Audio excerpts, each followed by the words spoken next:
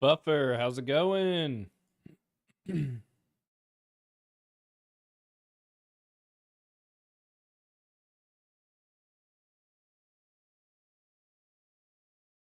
Did you get any ads when you popped in on Twitch by chance? Cuz I think I figured out what's going on with the ad situation. Hey Dark, how's it going? It turns out if I disable ads, then Twitch will have you watch ads at the beginning of the stream. If I enable ads, Twitch will have you watch ads sometime during the stream. I think. I'm still trying to figure this out. But basically, it's your guys' fault because you keep showing up, and so Twitch is like, "Hey, people are watching you, so we need to give them ads." Yeah, I don't know. Like, I don't think I can turn it off. I think they've changed how it works. So that kind of sucks because I have earned 4 cents off of the ads from last stream. It just doesn't seem worth it to like make it harder for people to come by and say hi. So I'm a little annoyed by that. I don't know what to do about it. Oh yes, I have made a decision for Briarthorn, my game.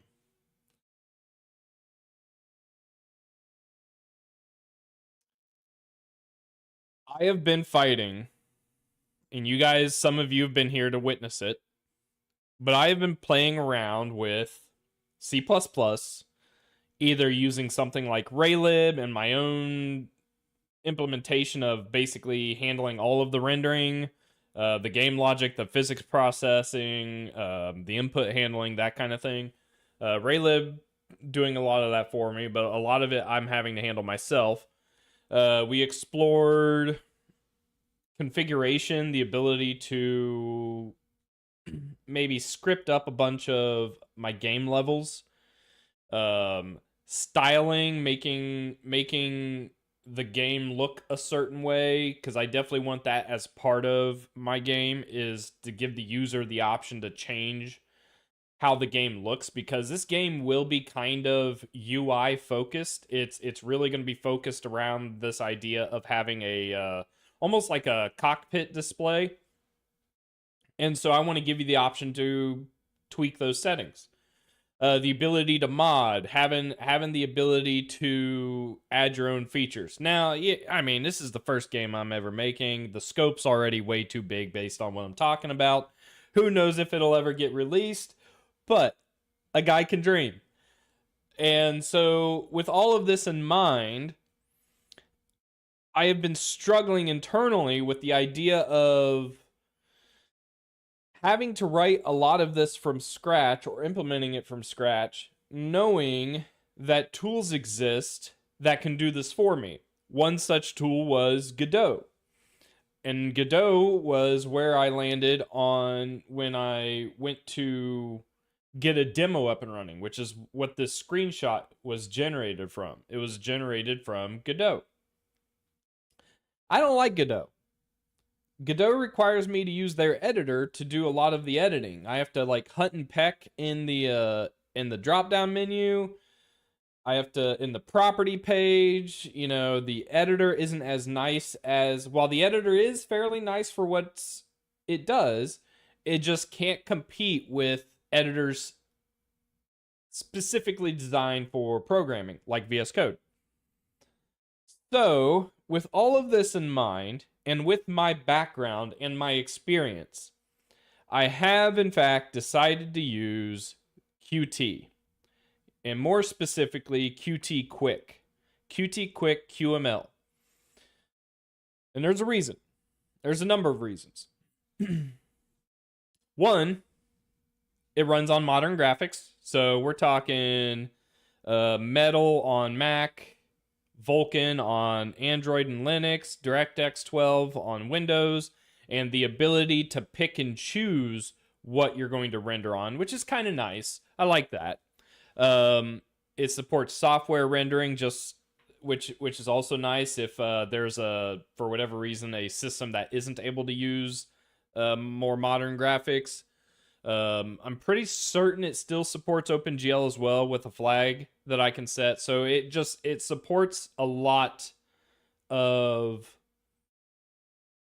capability out of the box. Two, I am super comfortable in the Qt ecosystem. It's what I would say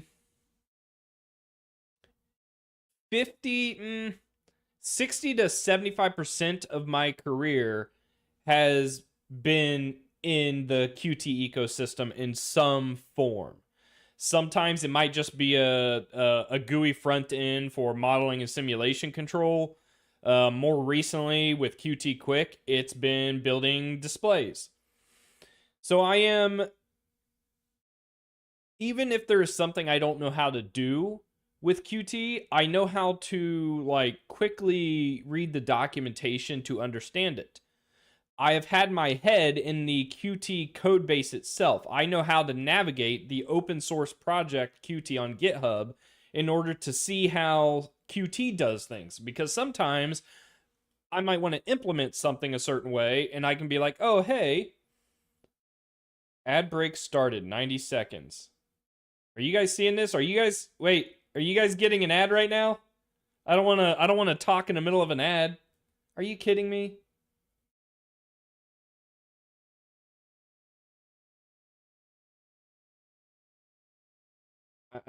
Oh man, I gotta wait for a sec.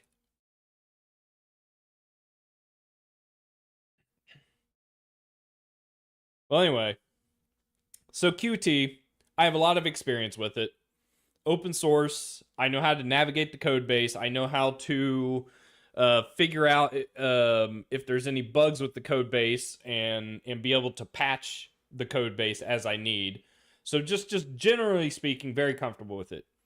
Three, I can use it inside VS Code. I do not need to use Qt Creator in order to do Qt development. So I know how to do that. Now it's a little more complicated to set up than say handing over the IDE for someone else. But for me, I know how to set all that up. And or I know how to fight with getting it set up. So I'm not too worried about that. Hey Juan, how's it going? Um so that's kind of where I'm leaning. Now, there's obviously going to be some pieces missing with the Qt Quick solution. There's not going to be a fixed time step. There's not going to be controller input handling. I'm assuming that also means that input handling won't work for a Steam Deck out of the box.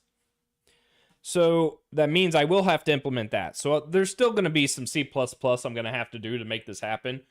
It'll be easier for me to script up some game logic quickly in QML to determine the behavior, the gameplay that I want before I decide to move it into C++. And it's pretty quick and easy for me to get code up and running in C++ as well, especially compared to Godot, which kind of depended on the GD extension APIs to get rolled in, which to be fair, it wasn't that bad with Godot either. One of the downsides is going to be the maintenance of the libraries themselves. I have a couple of options. I can either install Qt from an installer. I am going to at least initially attempt to do it through VC Package because I'm a huge fan of VC Package and the automation it provides. I am concerned about build times in GitHub where I only have like a limited 2,000 minutes, but if I'm only developing a couple hours a night, I can probably pace how often I'm pushing up code. But that's kind of where I'm landing, is to use Qt. And so I want to try and get this demo piece up and running as quickly as possible. Which means I think there are two big pieces that I need to get implemented sooner than later, which is going to be the input handling, especially for gamepads, and then the timing loop, figuring out where I need to put that timing loop. So that is probably going to be my focus today, is making sure my project is set up. So I still got to get the project set up. And then maybe pulling in SDL3 for the gamepad APIs. Because my understanding is, especially recently, they also added support for the Steam controller that just came out. So I'm my understanding is SDL3 is like the de facto library to use to support gamepads. So that's what I want to make sure I can get up and running. Um, so with that, I don't think I have a reason not to just start going. So I think that's what I'm gonna do.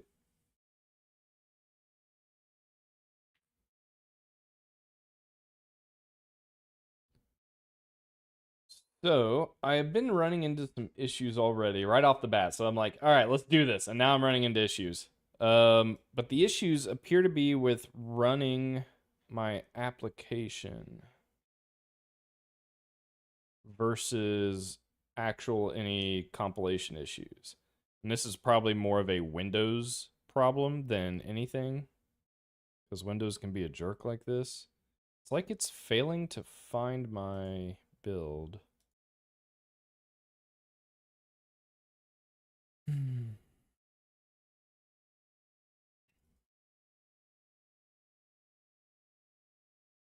Yeah, so I just ran the application and nothing happened. Nothing popped up. I think in debug it was working. Maybe I'm misremembering. A quick rundown, just so you guys are aware, I am using VC package. I am using kind of an unstable commit of VC package right now to get access to Qt 6.11. So some of the issues I might run into might be because of that. And if that's the case, I will just swap back to an older version. Not a big deal. Okay, so it does build and debug.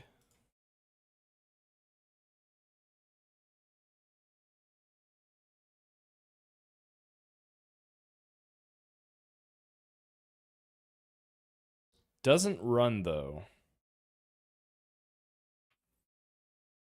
Hmm.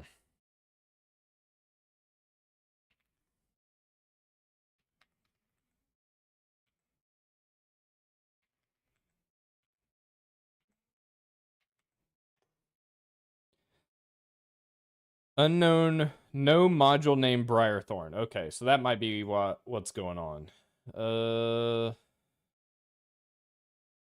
So I have a module called, or I'm creating a module called Briarthorn.app. Oh, that's why.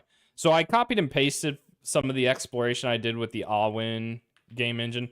Oh, the Awin game engine for C++ isn't going away either. In fact, I think Jamal, my guest from last time, might be joining me Friday to discuss Lua integration and what that might look like. So I still plan on using that as a platform to do C++, but I do want to make a game, and I need to like stop playing around and actually start making a game. Uh, okay, let's try this again.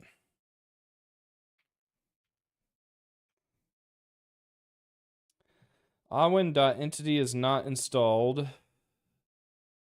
Oh, I bet it's because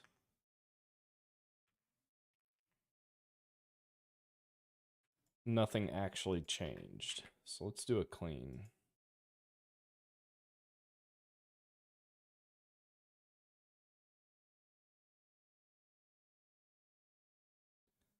Holy crap. I can already tell this is going to get annoying. I need to...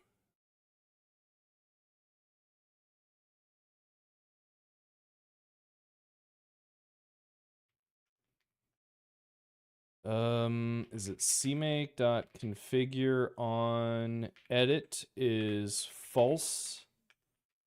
cmake.configure on open is false. I will dictate when I decide cmake to run. No one else.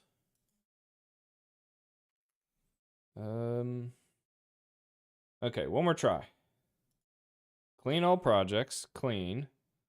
Configure.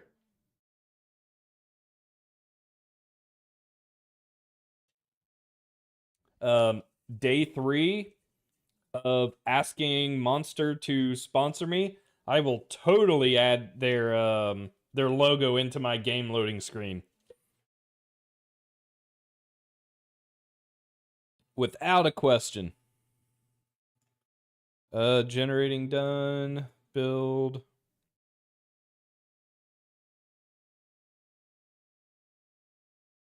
Okay, that built. Let's try this again. Module all went. Oh, you know what?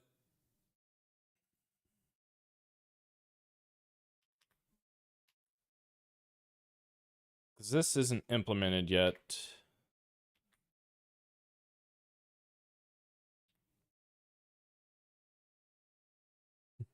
Put the logo on everything. I'll get a monster background for my desktop here. I'll just make sure everyone knows what I'm all about. Now, if at some point my heart explodes because I'm drinking too much Monster, that's okay as long as Monster still sponsors me.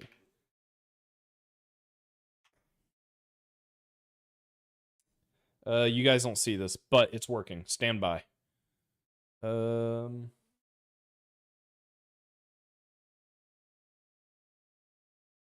How do I show you guys what I'm working on?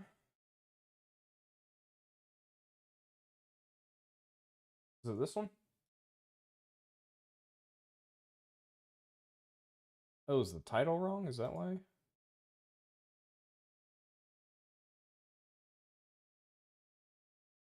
You guys are able to see that? Hell yeah, you are.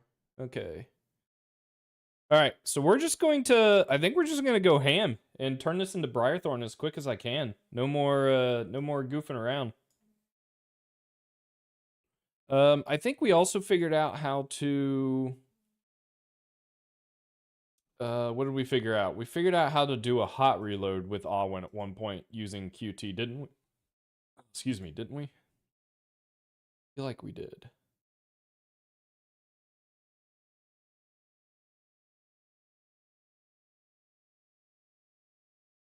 I want to make sure release is still good. I'll use AI when I need to. I'm not opposed to using AI, but for me, in the way I utilize AI, I do stress about having AI generate so much without my eyes on it, where it gets to a point like I get lazy, right? And when I get lazy, I'm like, it's working, it's good enough. And then when I go back and look at the code, it's not good enough. In fact, it's really bad. So the way I like to use AI is I like to figure out my architecture first. I like to figure out how I want to organize my data, how I want to test, how I want to process logic, what order of operations looks like, that kind of thing. And then just general coding standards and styles. So I want to get all of that into place. And if I can get like features going manually, that I'm happy with and that I can test and understand, then it becomes a lot easier for me to be like, hey, AI, add a missile feature that shoots, or like add a weapon to my aircraft that shoots. But that only works if I get the game architecture I want in place, so that when the AI goes to implement, it will adhere to how I write code. Because I don't want AI to write any kind of code. I want it to write the code I would have written. Because then it becomes a lot easier for me to debug and fix problems as they pop up. Cannot remove existing file. DLL. The process cannot... What? Do I have a background process running?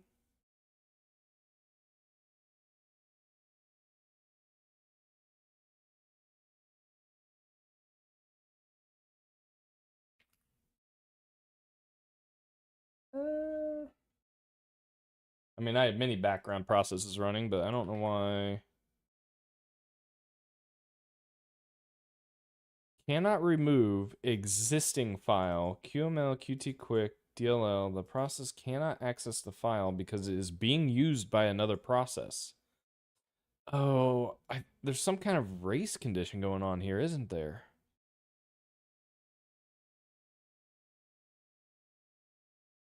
Let me do this. Let's try this. I'm just going to nuke the build folder.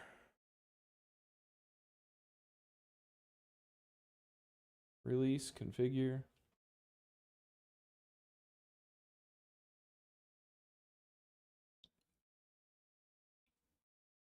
Switching to VS Code just for the pets is a perfect excuse. I actually tried Zed today. I was actually going to show Zed off on stream and see if I can get it to go with QT. I didn't see a good path forward with it though. I think it still needs better support for extensions. So I might wait for Zed to become a little more robust. But it's pretty quick. And I like that it lets you like choose default key bindings. It'll let you pick between like VS Code or Sublime Text. I always liked Sublime Text key binding so much better.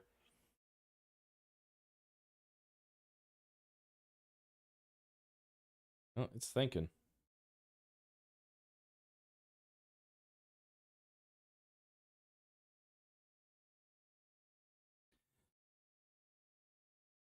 I'm not worried about falling behind on AI. I use AI for work.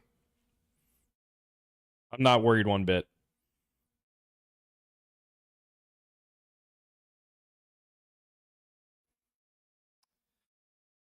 Oh my god, this is annoying. Here, you want to see me use AI? This is what I use AI for. I have an error. I think I know what's going on. I think there's some kind of process lock condition happening where it's trying to scan dependencies of my application, but it's not releasing it in time.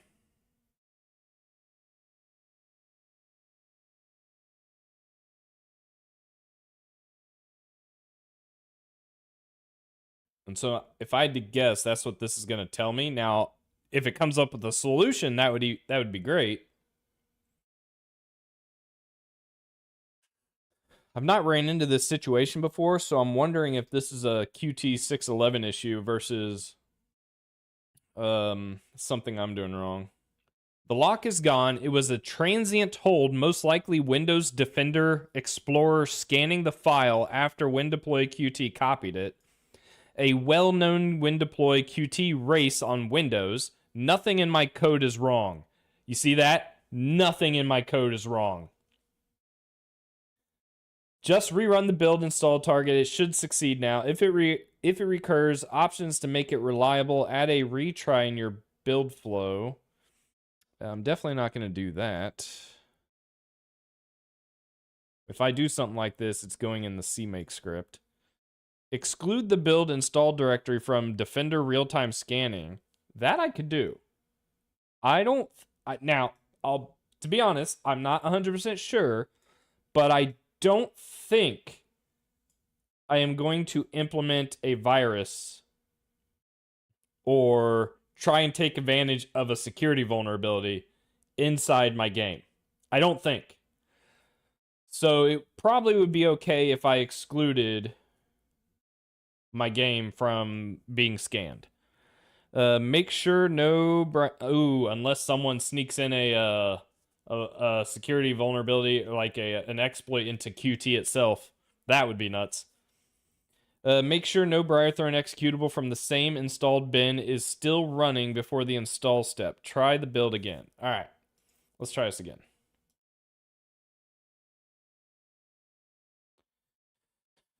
Does it really think it's the scanner? How do I...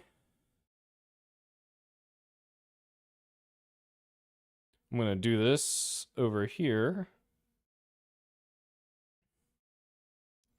I saw the article post where GitHub Copilot is coming to Windows Terminal. Add MP preference exclusion path dev Briarthorn build. Done. All right, I'm going to close this window and reopen it and see what happens.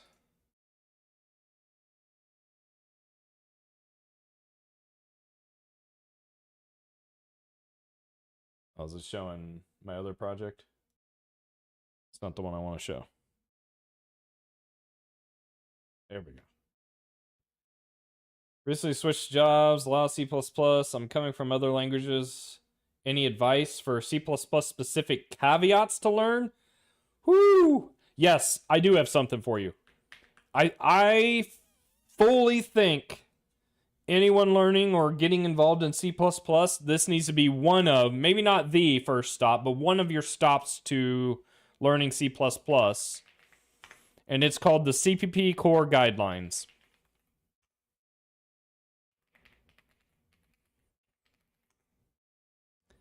isocpp.github.io. CPP Core Guidelines. So if you ever have a question, I don't know if anyone here has found me through my YouTube short about Rule of 5. I didn't make it up. Rule of 5 exists. It's a real thing, and it solves real problems by following it. You can find that in here, I think. What if I just lied to you guys? This is known as the Rule of 5. So you'll see why you should, if you define or delete any copy, move, or destructor function, define or delete them all. And it gives you a reason, it gives you an example of how not to do it, it gives you an example of how to do it, and it gives you like more notes on edge cases, why you should be doing this, how you go about enforcing it in your code base, that kind of thing. This, I think, would be huge for anyone starting out to know. And you don't need to memorize this stuff. Just know it exists, okay? And then be like, "Oh, hey, while you're in the middle of writing code, I wonder if there's a better way to do this." Then you just hop over here and do a search for your code and see if there's something that covers what you're working on. Now, if you want to enforce it, you can do that through your software pipelines, your CI/CD pipelines, GitHub Actions, GitLab CI/CD. That's what I do.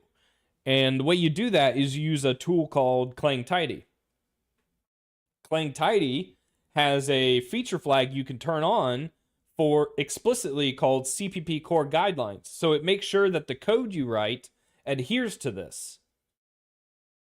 It's not exactly one-to-one, but this is like setting up these static analysis tools is what gets you the more secure, the more code memory safe way of writing C++ that using something like Rust would get you.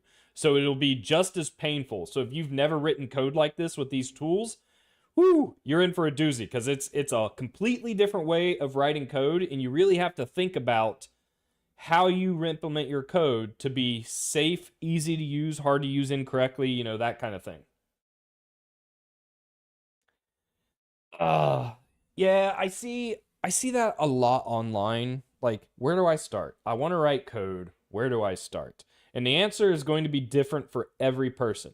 You need to start with something that interests you. And it can't just be coding.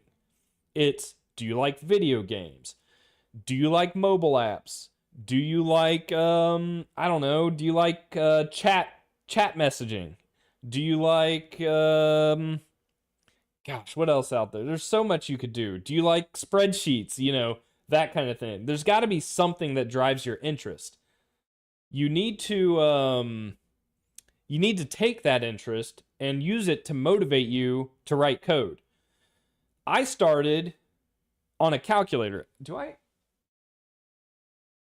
Give me one sec. I wonder if I still have it.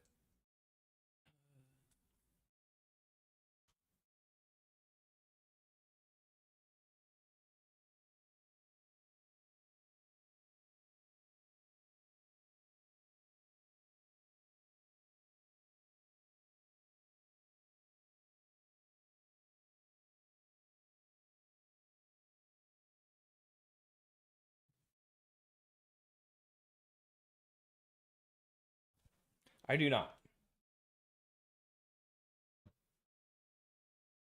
So I'll show you.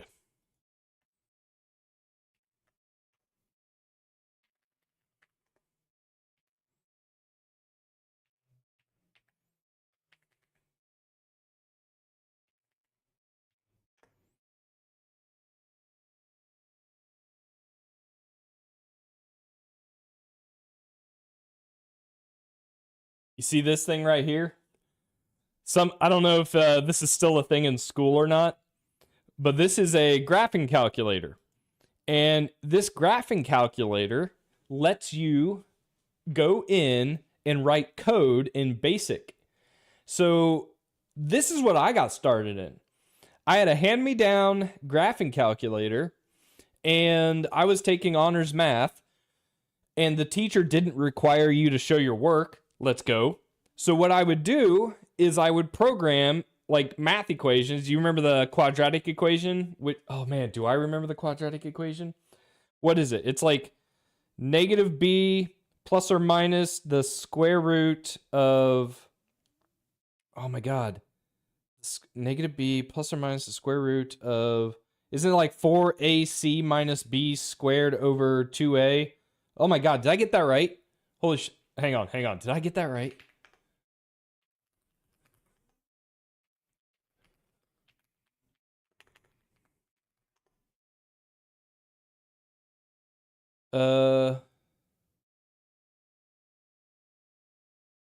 Ooh. Wait, where is it? Negative b plus... Oh, I had this backwards. I had it backwards. It's negative b plus or minus the square root of b squared minus 4ac over 2a. I think I said 4ac minus b squared. Dang it. So close.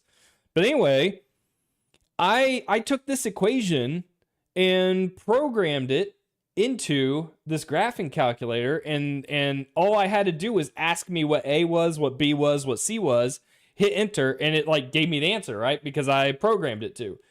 Like, this is kind of what got me started. This and HTML for Dummies, you know, the big for dummy yellow books. So that's really what got me started. And I hate to say it because everyone else tells you this too. You just do it. You just find something and you just do it. For me, it was reading a book. Like Reddit didn't exist back in the day.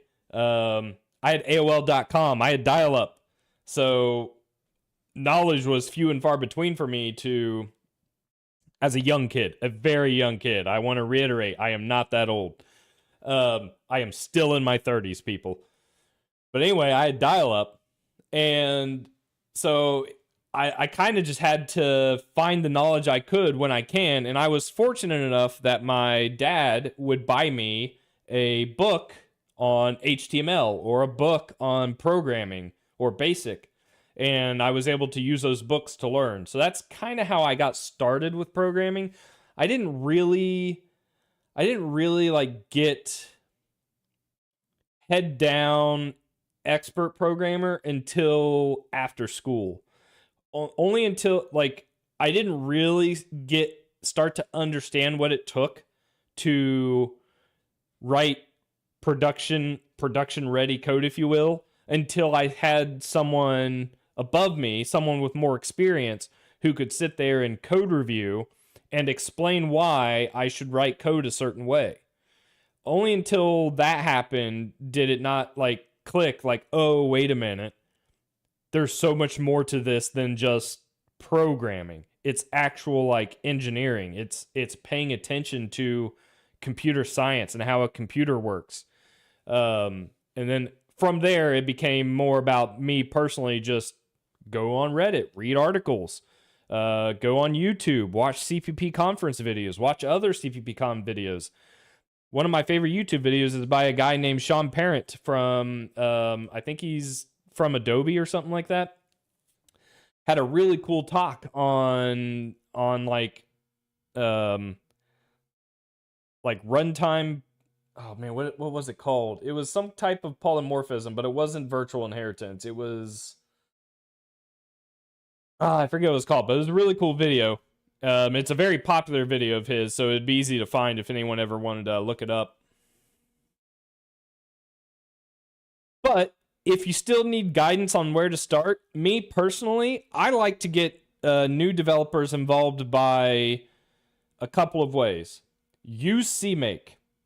Even if you read online how much it sucks to use CMake or how terrible CMake is, use it. Okay?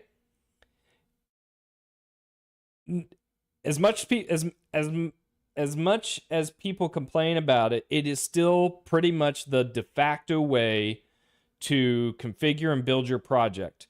Because if you can use CMake, then you will be able to use just about any other open source C++ project out there. Conan and VC Package, the two big package managers for C++, they integrate with CMake. Use CMake. So I would use CMake. I would find a graphics library. That could be Raylib, SFML, SDL. SDL is a little bit more advanced, but you could still get away with it.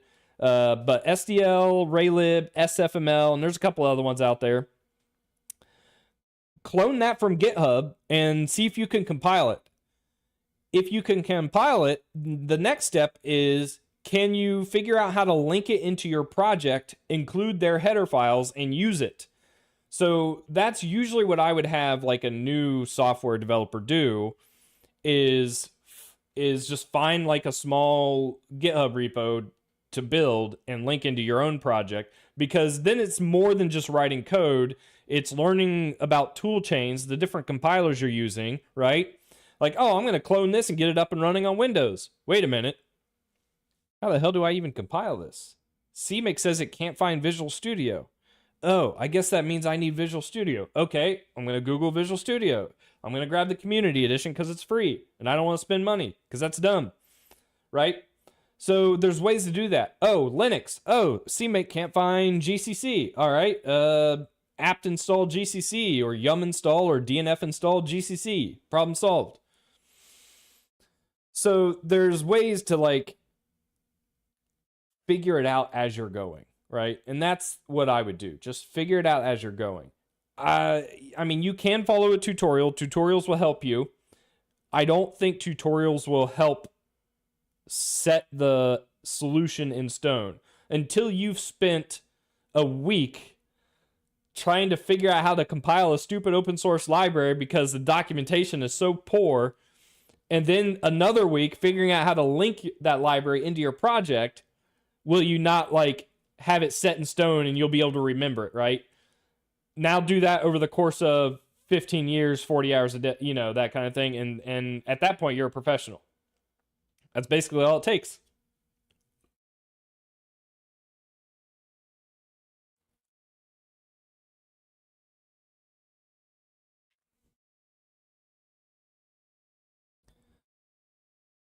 All right, what did I say I was doing? I wanted to get this up and running like my Briarthorn game. Oh, wait, I reloaded. Did this work?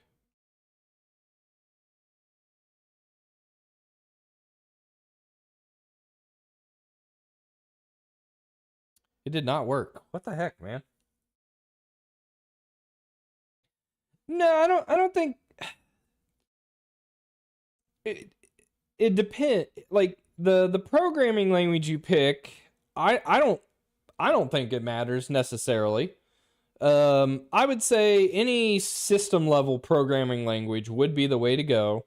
So what I mean by that is a programming language that will compile to native code for a given operating system. That could be C, which is like the language that all other languages are built on top of. C++, of course. Rust. Zig. What else is there?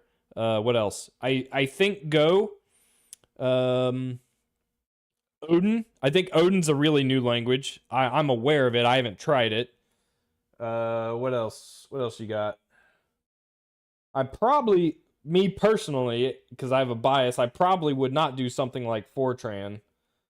But something that like something that makes you pay attention to how you are allocating memory and cleaning up memory. So maybe not Go, because my understanding is Go does garbage collection. But I would at least be aware that those languages exist and that you've at least tried to build some kind of application with it.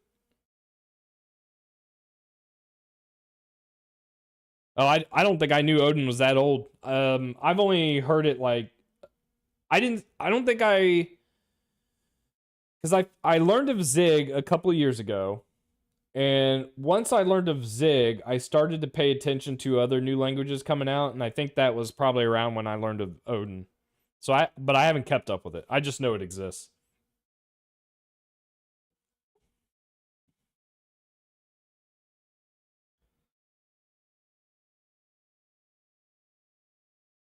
All right, so that didn't work. I added the exclusion path, reloaded VS Code. I still get the error.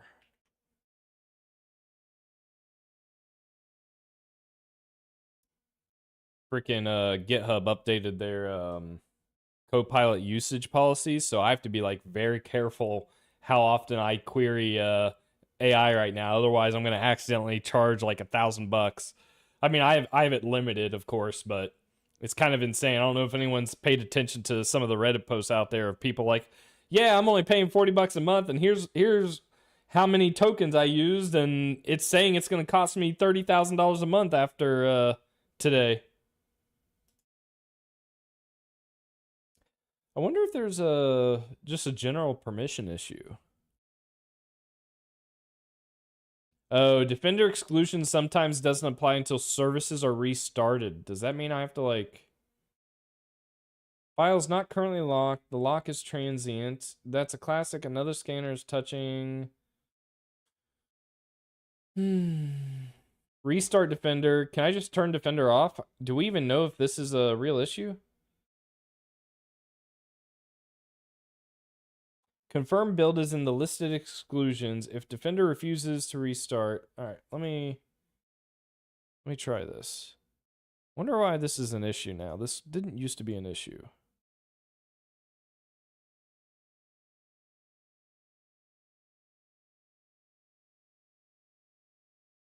Cannot be stopped due to the following. Cannot open WinDefend service on computer.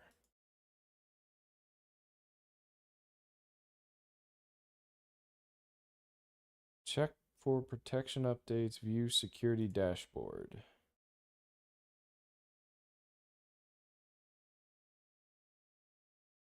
Can I turn this off? Oh well. I mean, does it install? If it installs, I'm not going to worry about it. Does it run? Hang on. This might be a no op. This might be like just an annoyance. Nope, it doesn't run. It needs this Qt Quick plugin. Take care. Oh, it's a very much a Windows issue, and it's also kind of a Qt issue because Qt is plugin based. So what the application is trying to do is package up the plugins and dependencies that my application specifically needs for QML to work, so that when it installs it, it ends up in these subfolders, these plugin folders. Well, apparently one of the plugins is like something else is scanning it or reading it, like taking a lock on it, which is preventing the installation from completing. And having used Qt for as long as I have, I've not ran into this issue before. Like this was working with Alwyn because I was playing around with Alwyn doing this exact same thing 2 weeks ago. But it could be anything. It could have been a Windows update. It could be I am using a newer version of Qt, so maybe something changed with the way they scan things. Control panel indexing options. I don't want to deal with any of this. Restart service. This didn't work. Confirm build is in the list of exclusion. Find out what's actually holding it. Let's try this.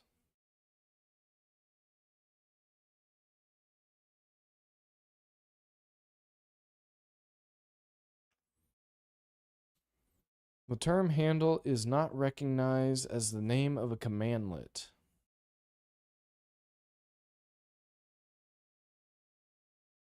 Oh, I have to use wingit install Microsoft sysinternals handle. Whatever process name appears is the real culprit. Exclude that. Okay. Wingit install Microsoft.sysinternals.handle.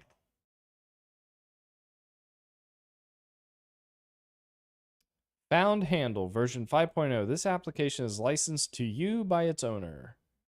Microsoft is not responsible for nor does it grant any license to third-party packages. Okay. Do I need to relaunch?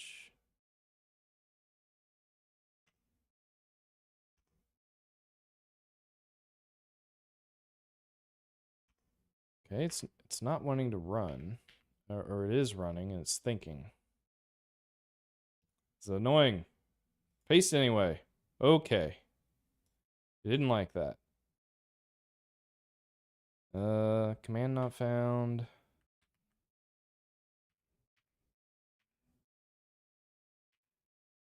Okay. So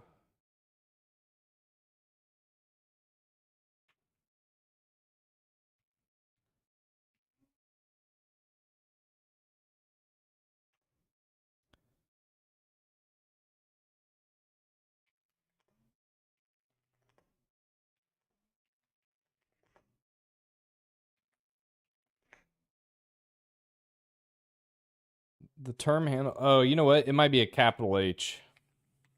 Oh, I might also need to close the window and reopen it because I just installed it.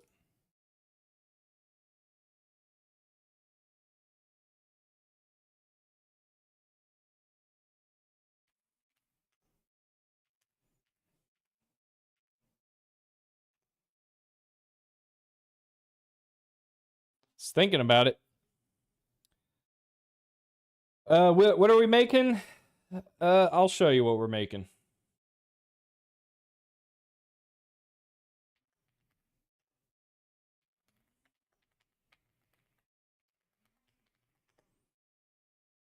I created a prototype game called Briarthorn using Godot, a video game game engine. Scripted up. You fly an aircraft, you shoot missiles, you fight enemies. You have no idea if those enemies are going to be good guys or bad guys unless your radar is able to pick them up and let you know. So there's going to be like challenges and maybe some puzzles you have to figure out while you're in the middle of combat. We'll see. A lot of this is TBD as I'm still exploring. I am porting this over to C++ using Qt Quick, QML as of today. So in my prior streams, we did a lot of coding exploration, how to, that kind of thing. Today, literally an hour ago, not even an hour ago, 40 minutes ago, I have decided to use Qt. So that's what we're working on. No matching handles found. All right. This is being so freaking dumb.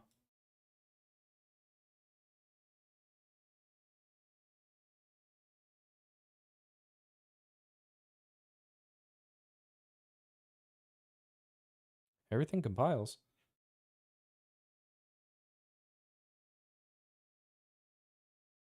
I do. I need to I wonder there is probably something I can do to just have this up, maybe like off to the left or something or above my head and have it like explain what's happening, that kind of thing. No, it's still failing. It's still failing. Hey Mesh, I'm just well right now I'm just banging my head against a stupid error that shouldn't even be happening right now. You know what I'm going to try and do? Maybe I'll remove Qt6 QML Qt Quick plugin. Maybe there's like a different issue going on here.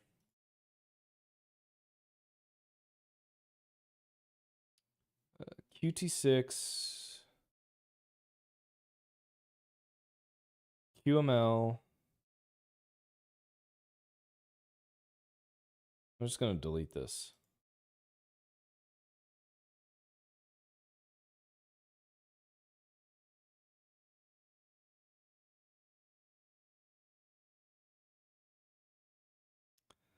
What in tarnations is happening?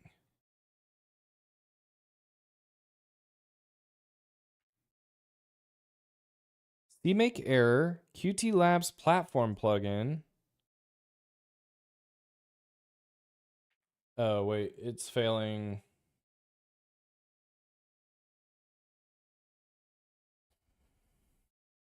Dude.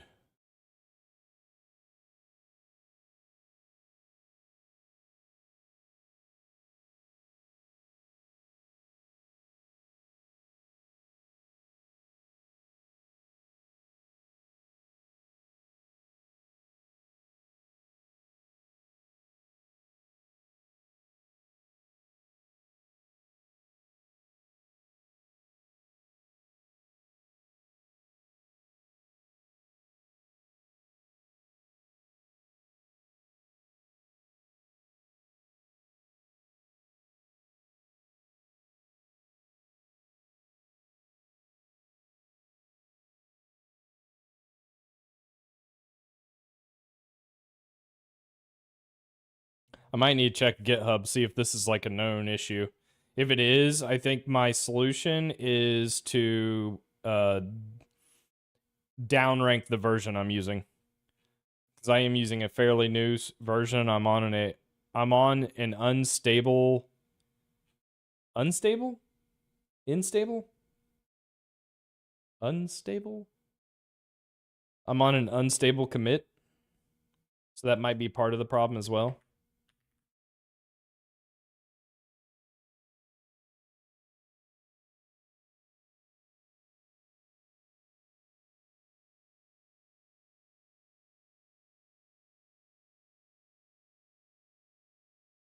Yeah, this is cannot remove existing plugin DLL. The process cannot access the file because it's being used by another process. That makes me think there's an issue with Qt with their deployment tool. So Qt has a deployment tool that runs during this. So we need to see if anyone's reported this.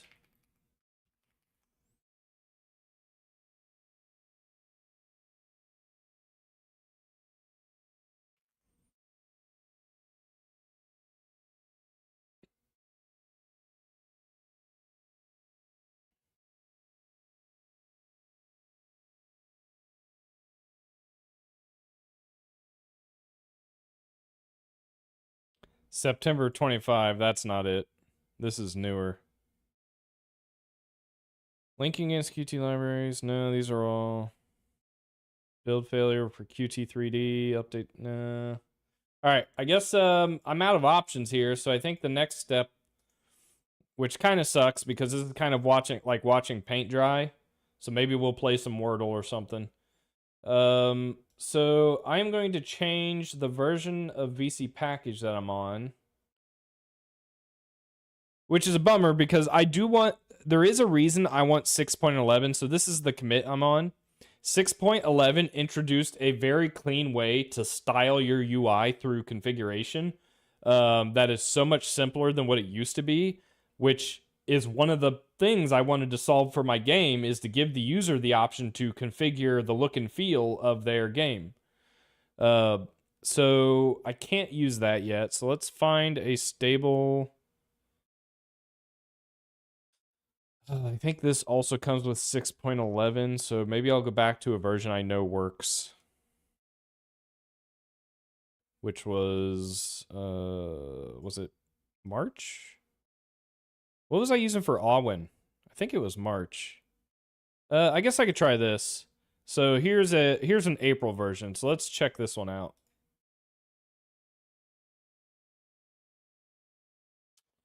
I still have Awin, so I can also look to see if there was something else I did there. Maybe I'm forgetting something.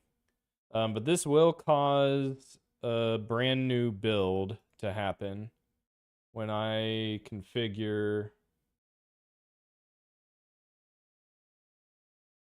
Ooh.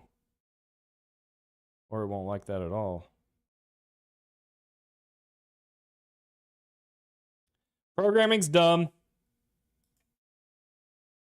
Whoever's here to see someone have fun and enjoy programming and all of the things you can do with it, you come to the wrong place. Programming is dumb. Don't let anyone else tell you otherwise. Oh my god, this is so stupid. Why is this not working? What am I forgetting? What am I forgetting? I deleted the build folder.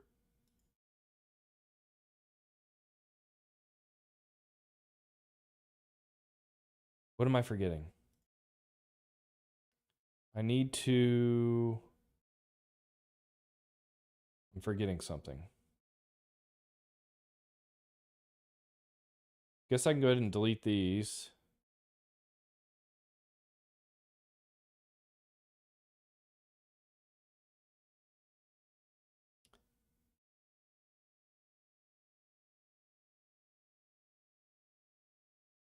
There we... what the hell is going on? Qt base 610.2 does not have required feature when deploy Qt needed by... Oh. This is something I was doing differently. So maybe this is the problem. Hang on. So I don't want this. I don't need this. Host is true. Maybe that's the problem.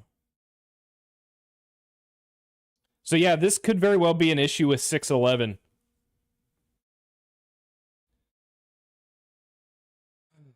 Did the Qt finish installation seem to load quite long? I'm fairly certain the issue revolves around that Windows deploy Qt executable. I am guessing Qt 6.11 made updates to how the Win deploy Qt works, and how it works is either just wrong or it's interfering with my Windows Defender or something like that.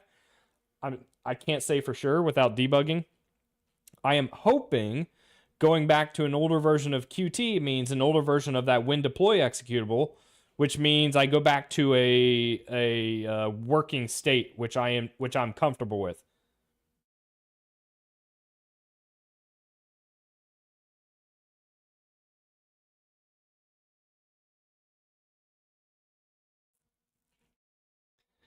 The downside here is, oh, this is only building 16. Wait, it should be building, no, we're doing debug release.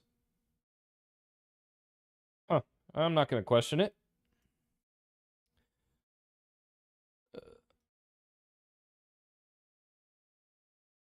The other thing I need to get fixed is the QML language server, which I think I can do with qml.ini files.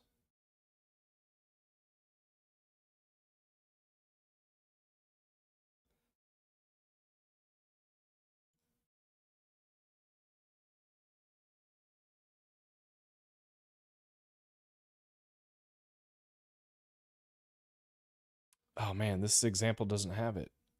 Are you kidding me? Oh wait, it's a flag. Wait for it. Wait for it.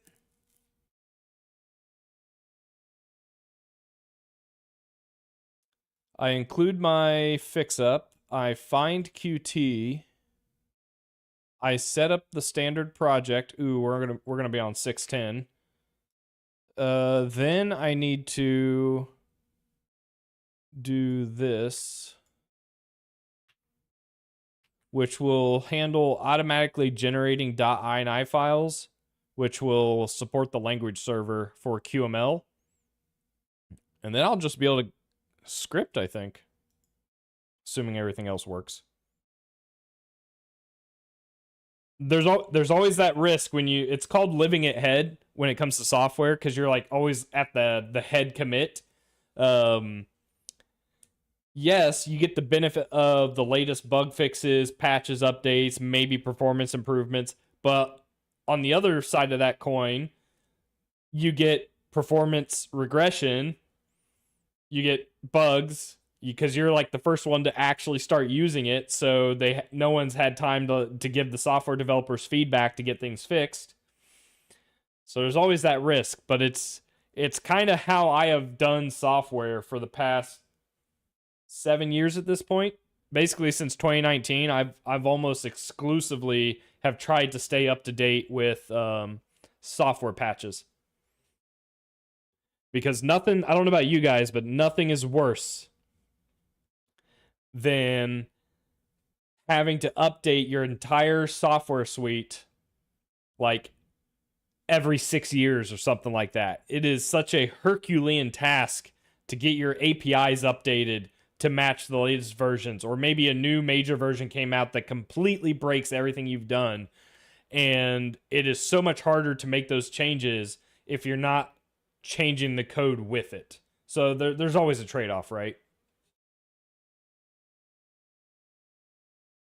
That makes sense. I think that makes sense. If you just stick to whatever the latest software packages come with your Linux repo, I think that's fine. Now, I think that's fine if you are continuously updating your Linux repos. You don't want to be like stuck on a Linux repo that's 10 years old unless you have like a dire need to do it. Maybe there's just like some esoteric hardware that you're running on that no software has been written for in 10 years. Oh god, I can't even imagine. Please tell me you're backing up your thesis somewhere.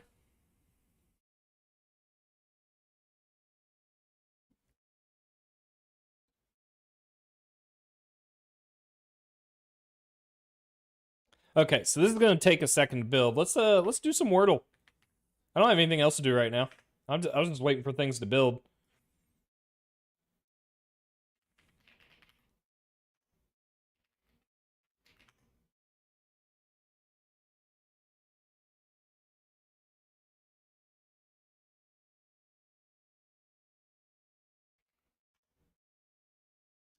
Not a good start. I will say that is not a great start.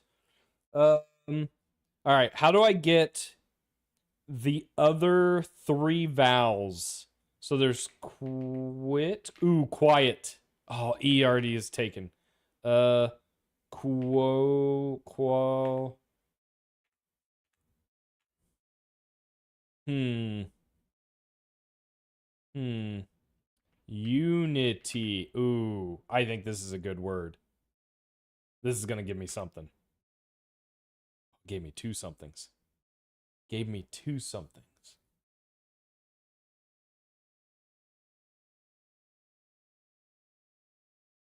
But what do you do if your hard drive fails, man? You got to back up your data. That's something that I have done forever at this point. I always have some kind of online or off-site backup. But I also always make sure I have like a separate data drive in case my operating system comes crashing down. I always have that second data drive. Oh, you already solved this. Okay. Yeah, don't spoil it. Unity. Okay, so what am I left with? I have a T and an N. Oh, I still have an O. Um,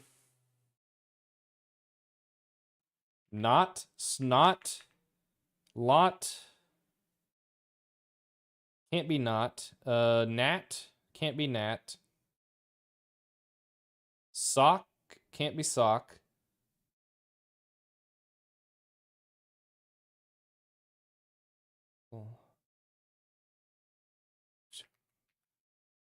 Don't.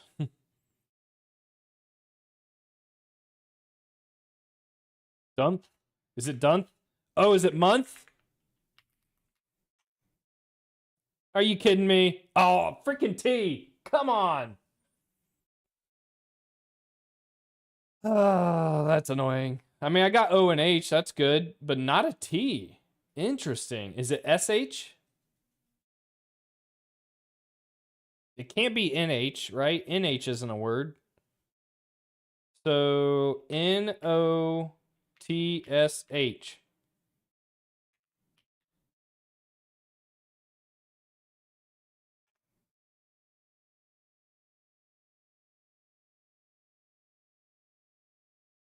I'm not happy about that one. I feel like I could have done better.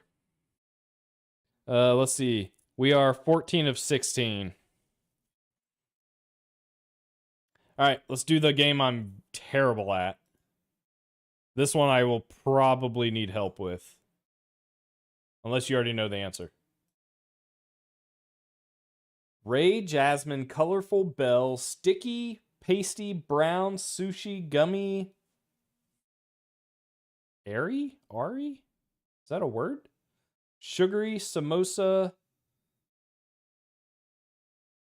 I don't know if I know this word either. Fattier, ursine, empanada, moan. Sugary, brown, colorful, jasmine. Sushi, bell. All right. Our build's almost done, so I might not make it in time. Ray, jasmine, colorful, sushi, moan, empanada, gummy brown, sushi, Ari, sticky, gummy, pasty. That's almost like it's like a shade of color almost.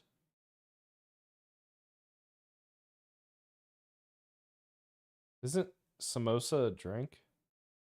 I don't know what else it means. Ursine, isn't that? Ray, jasmine. Yeah, you're just picking 4 words that have some kind of relation. It could be rhyming. It could be the second letter is of every word is the same. It could be they're all a color. It could be all the words are missing their first letter, or each word completes a larger word. Sticky, pasty, gummy, sugary. Ooh, like snacks, like candy. Sticky, pasty. I mean, we're gonna try it. I don't have a better one. Ooh, okay. We weren't even one away. So if sometimes if we have 3 matching, but the 4th one's wrong, it will let you know you're one away. Yeah, I'm not highly confident on pasty. I almost wonder if that's more of like a shade of color. Colorful.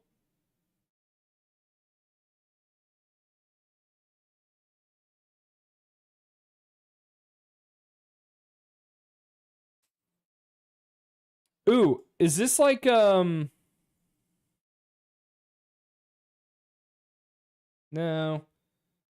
I was thinking this would be like Mexican meals, or you know, I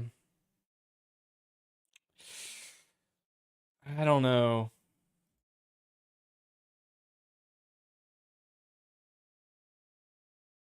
What would moan go to?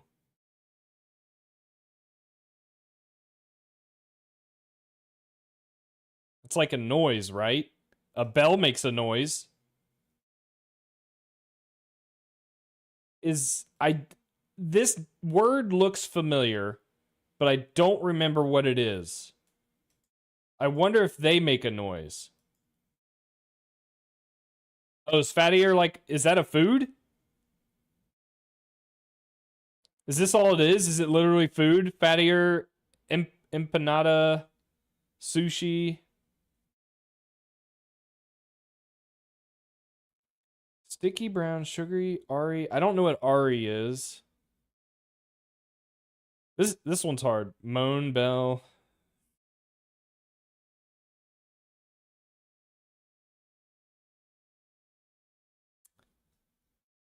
Brown, pasty,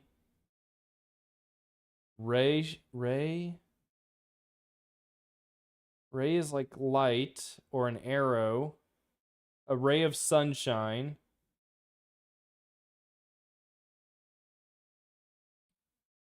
Ursine.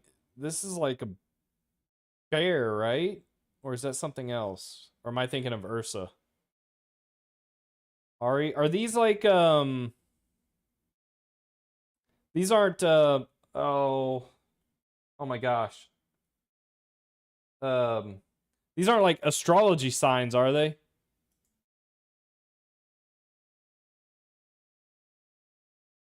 Samosa, sushi. You know what? I'm going for the food.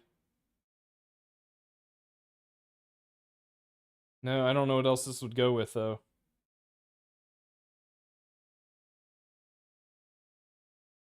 We're one away. We are one away. So what's of these four, which one does not fit? The drink?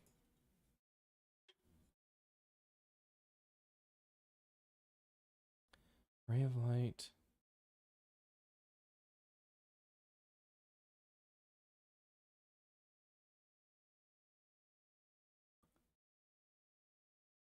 Oh, this game makes me feel so dumb. Sushi, fattier, empanada. We have two more tries left. So we know we don't have to guess now. So we know of these four, three of them match. So we can kind of what we can do is be like shuffle this so they're lined up. Maybe. Come on.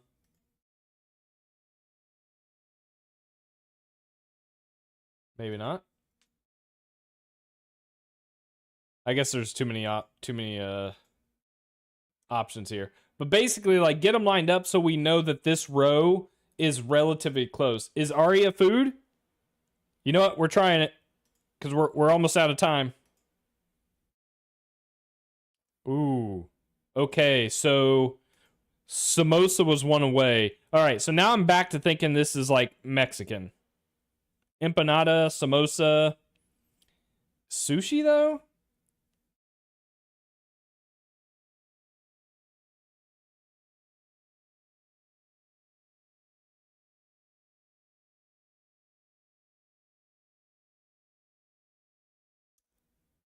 What else goes together? Jasmine. Jasmine is has an odor.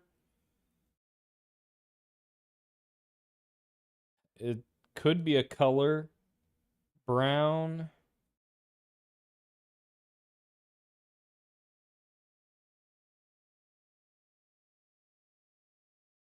I don't know. This one's hard. I'm dumb. Gummy. This could also be like oh my god, my poor grammar's gonna show. Gummy, sticky, pasty. These or we already tried this, didn't we? I was gonna say these could be like adverbs, right? Like descriptor words. Ooh, are there any other flowers? Is Ari a flower? Is Ray a flower? A bellflower?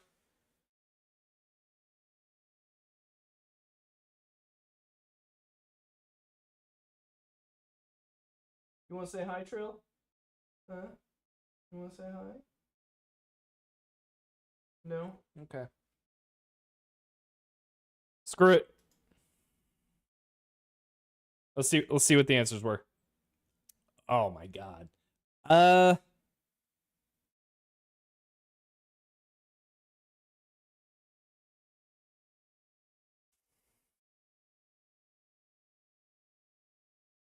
Has anyone here ever heard of sticky rice? I would not have gotten this. I would not have gotten this. Hey, I think we were kind of on the right track. These were descriptor words. We just didn't pick the right words. Ursine. So that is bear-like. Gosh darn it. I don't think I would have gotten there. Savory stuffed pastries. What am I thinking? I think I was thinking of a mimosa, not a samosa. Here you go. This is where it gets hard, right? Disney princesses minus the last letter. Moana. What is this? Moana, Raya. Minus the last letter? I don't know these two.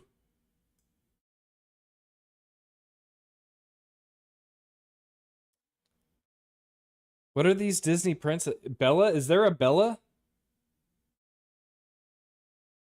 These seem like newer Disney princesses that I might not be aware of. Ari? Ari? I don't even know what letter would come after E. Ari. 3. I don't know. We tried. All right, we are almost done with getting Qt declarative built, which is important.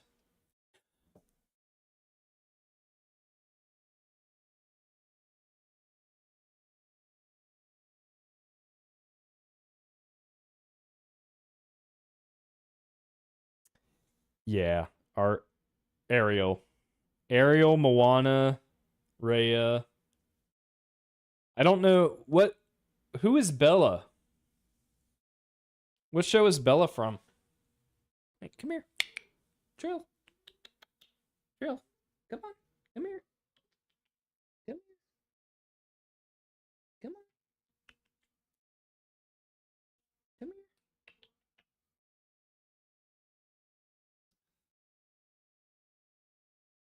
All right, I am going to go see what Trill wants. This is almost done, and I will be right back. Come on, dude.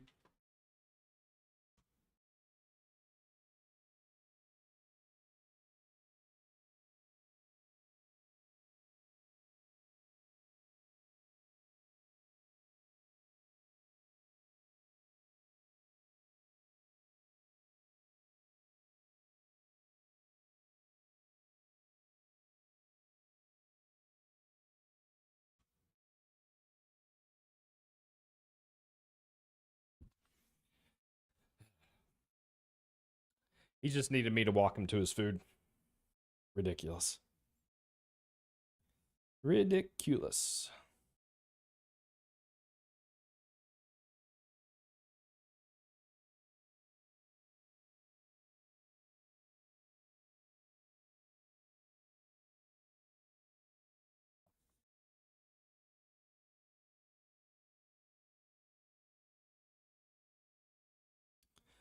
You guys see that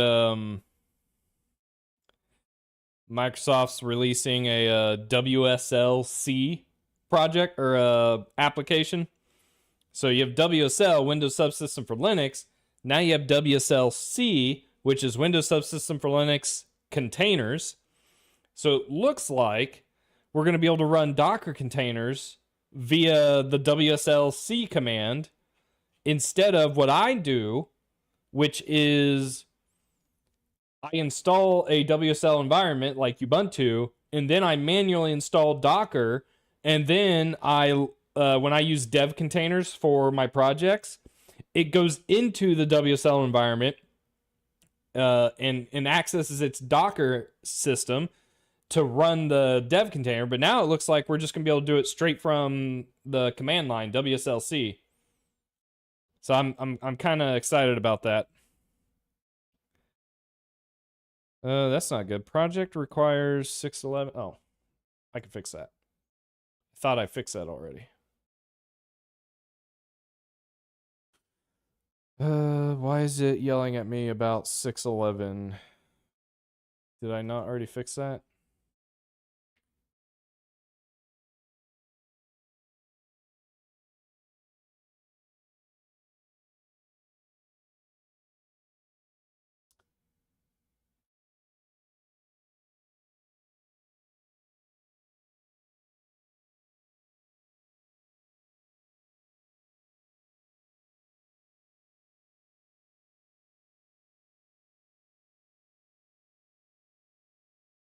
Uh, Buffer, are you seeing the ad?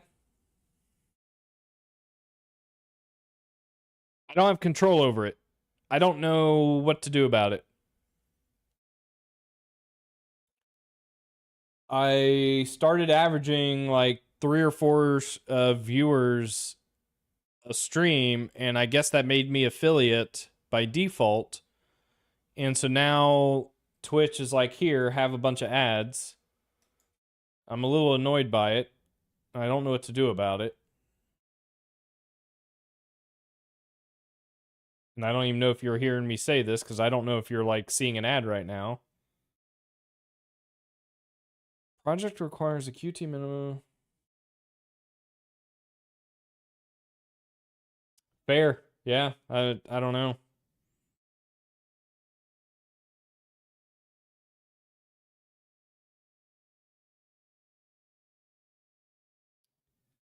Current version is only 6.10.2. What in the world is calling this? I'm on 6.10.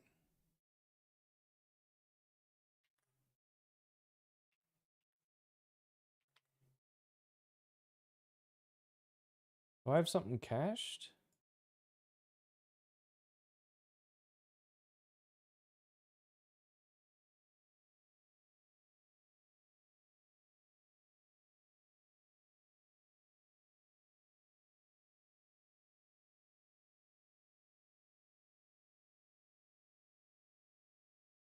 Oh, wait a minute. Wait a minute. Maybe I do have something cached. Is it this?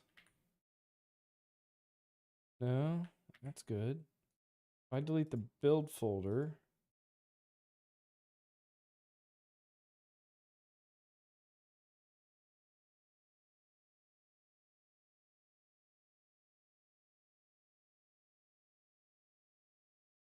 This specifies 6.10.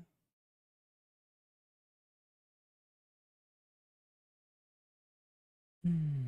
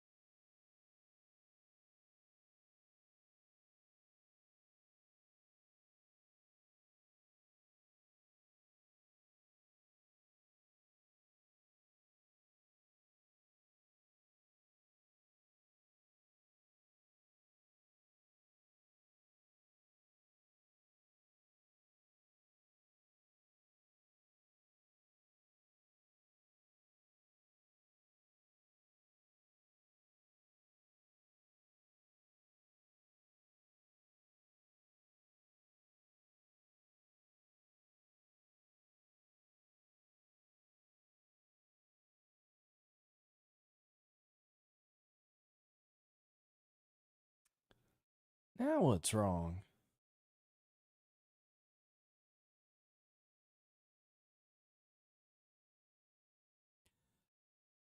A downside to using a package manager sometimes is you just run into some of the weirdest errors. And this is probably still a Windows error. Windows has like a path length limit, which causes me to redirect output to a different location.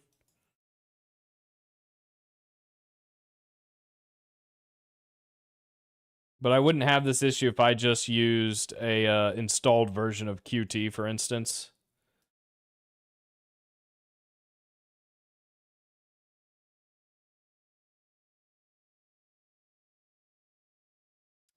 This singer is Blackmore's Night. So it sounds like it's a group. So I don't know who the singer is directly.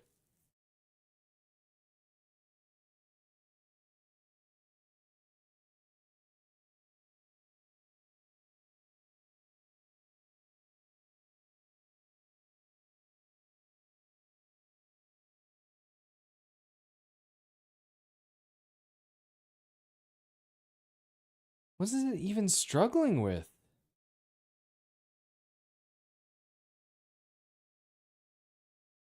I just wanted to write some code. I can't even get my dependencies up and running.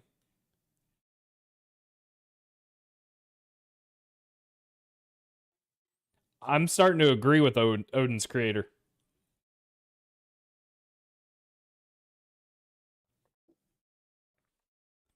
We are about to enter dependency hell. We're going head first into dependency hell. That is for sure. Thanks, nice guy. I appreciate the good thoughts in what's about to become really bad thoughts. This makes no sense. I don't you know what? Hang on. All right, I'm going to cancel that. I'm going to delete the build folder. I'm going to close VS Code in case there's some weird like process error happening. Reopen.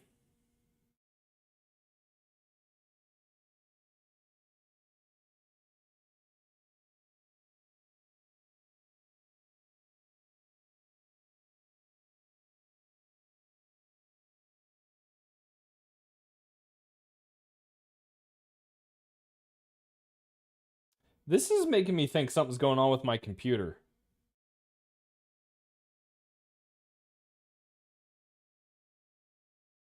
Something wrong with my computer? My hard drive about to die? My disk, my SSD has 78% usage right now. What is writing to my disk?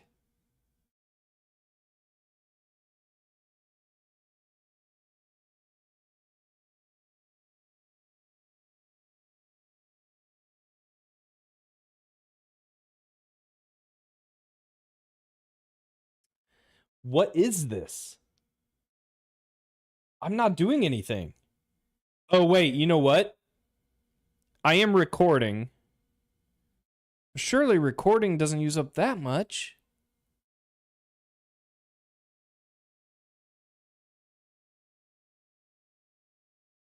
It might be because I'm recording.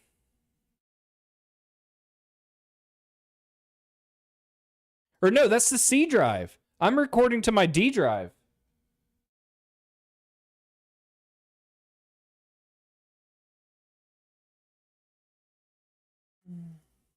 Look at this. This is the C drive. The only thing I have running on the C drive is VS Code and OBS. But I'm not writing to disk. I'm recording on the D drive. Because that's where my storage is. I have a 4 terabyte storage. All right. Something's wrong with my computer, guys. My computer's going down. Maybe this whole time it hasn't been QT or the version I'm on. It's... I gotta find out what's writing to disk. Oh, okay, we're back.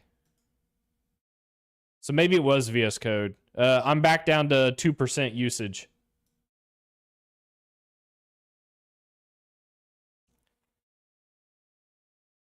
I don't know what's going on. I hate programming. All right, let's try debug.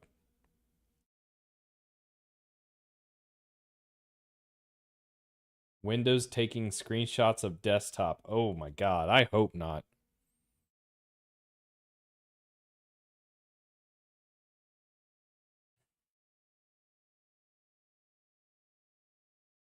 That's like you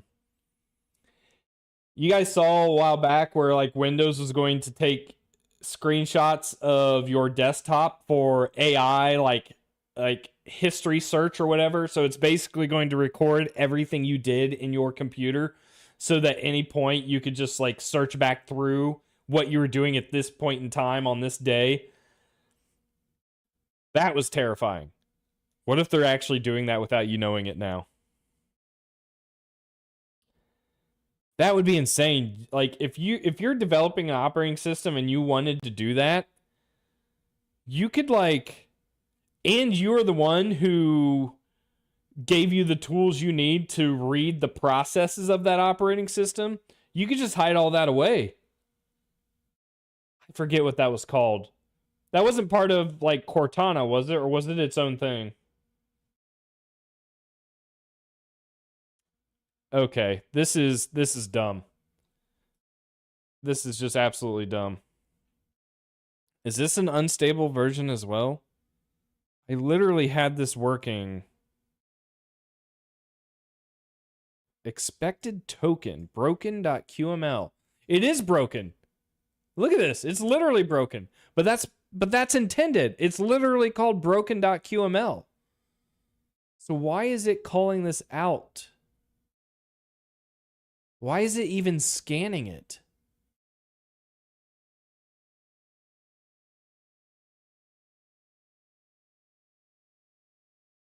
All right. I'm getting an LLM involved in this one. This is so annoying. It's scanning or configuring my project with invalid QML tests.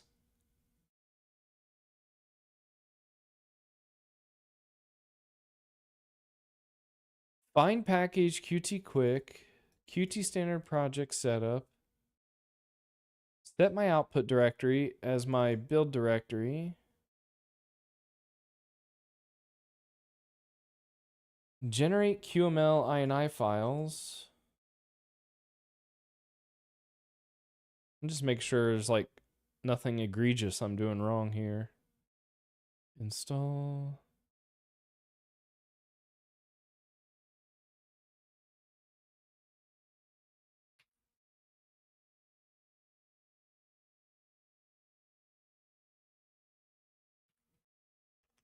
I don't know why, but when I configure my project with Qt, it seems to try and parse QML test files and becomes corrupt.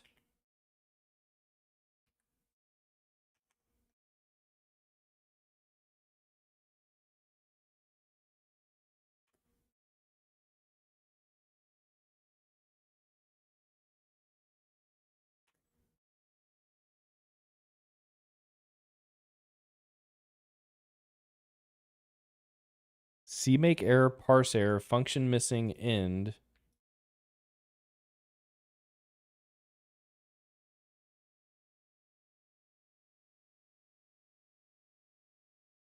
This isn't my language server, right?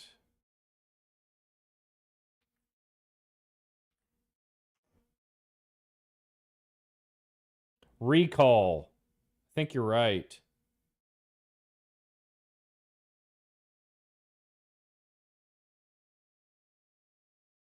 The problem is clear. The Qt CMake infrastructure is scanning the entire declarative source tree, including its... Oh. I wonder if it's because I put stuff in this .vc package folder versus where it's used to being held, which is inside this VC package. Frickin' Windows, man. So I did this specifically because on Windows, you are limited to 256 characters for your file paths. And with a project as big as Qt that has a bunch of like subfolders of source code, you end up with longer than 256 character paths, which means your code fails to compile. So I redirected it to this directory, but for whatever reason, my CMake project is scanning this entire directory. And I have no idea what's doing that, or Qt CMake is doing that.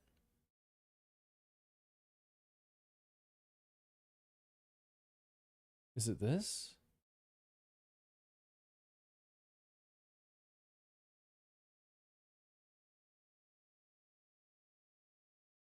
This looks fine.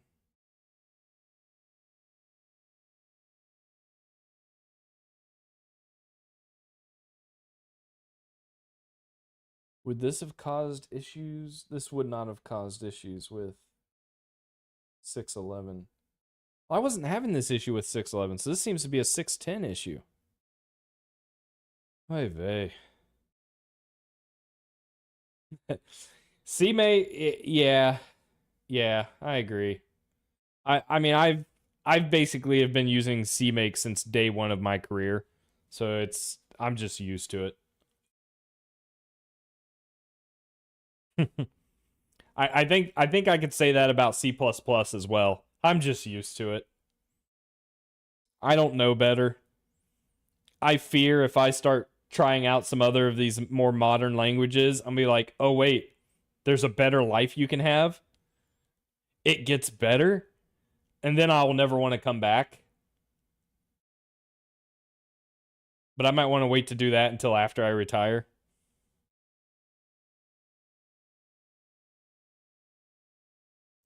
Now I understand the root cause. The QML import scanner is using root path Briarthorn, which makes it recursively scan all .qml files in the project directory, including the Qt declarative test data files in BT. Those test QML files have intentionally malformed syntax. Let me find the Qt CMake file that sets the root path. Yeah, see, this should only scan my QML folder. So I wonder if that's something I have to specify the import scanner. Where would that run? Would that be here? It's either here or here that the import scanner runs. And so I will need to point it to this QML folder instead of the entire project structure. Let's see what the LLM does. Oh no. I don't like the solution it's going with. The build trees are inside the project, blah blah blah. You know, there is something to be said about fighting through a really tough problem that's been causing nothing but issues, and then finally finding the solution and getting it implemented. I would miss that. But man, when I use a project like or a framework like Flutter, which is designed to work on all platforms kind of out of the box, and all I have to do is install a VS Code extension and it automatically gives me Flutter basically, and then I just hit play and it just works. Something to be said about that. I thought I was going to be writing some code today. At this rate, that's going to have to wait till Friday. But Friday, I think we're going to be doing Awin because I'm going to have a guest on to talk about the Lua integration. So at this point, it might be either this weekend or next week that I make progress. I mean, I might play with this in the evening, like on my own, just so I can make some progress because I do want to get a game going. But we'll see. Friday, yeah, it'll be a stream. But Jamal will be on Discord. He would join me in Discord. I would be streaming. I told him he's welcome to stream and join me. I don't know if that's what he wants to do or not, or if he has the setup to do it.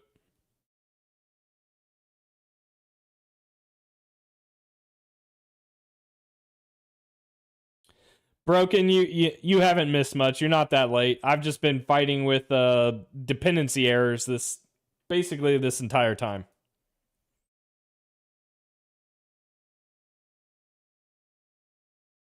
Okay, so instead of waiting for the LLM, I think I know where I need to go. I need to look up Qt add.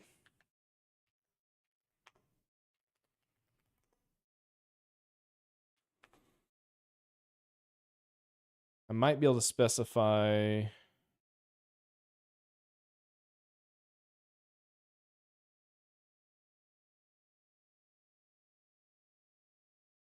import path.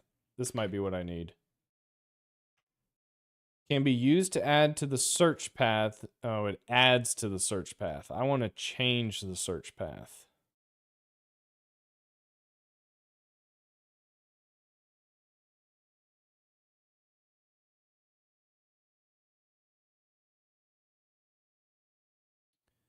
Default imports, that looks new. Resource prefix, maybe?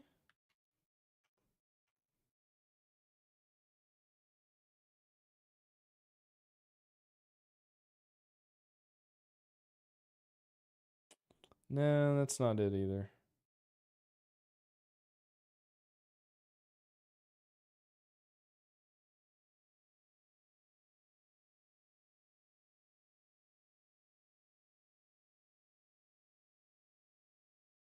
Okay, fix QML import scanner support and exclude directory argument. I don't like that. Setting Qt QML import scanner extra args before add QML module. I feel like there's a better way to do this. There's got to be a better way.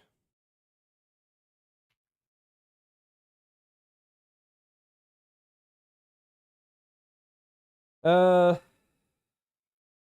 a question for me. Dissertation, GPS tracking. You want to use an Arduino? I don't know if Arduino is the best way or not. You might also look into what is it called? SDR, software defined radio.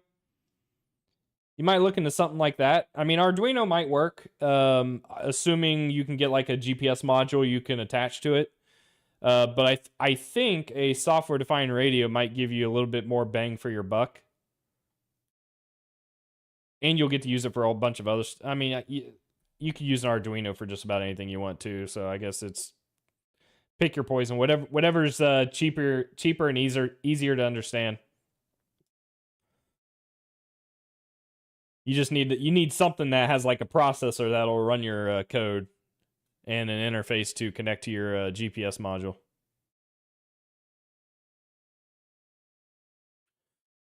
Oh, it didn't even work. Qt add QML module. All because Windows cannot frickin' handle 256 character paths. God, that's annoying. You know what? I have a new idea. New idea. It's slowly forming in my head. I think I know what I want to do to fix this. Wait for it. Wait for it. New ideas percolating. Let's move this back into the VC package folder.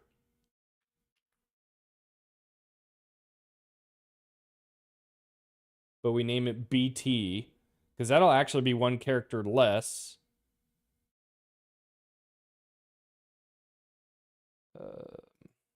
That way I can get rid of this.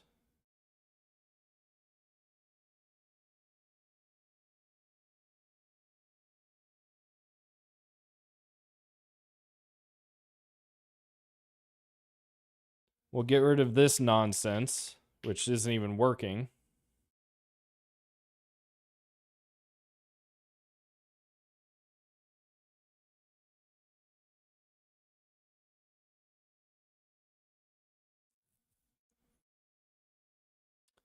Hello, how's it going, Jamal?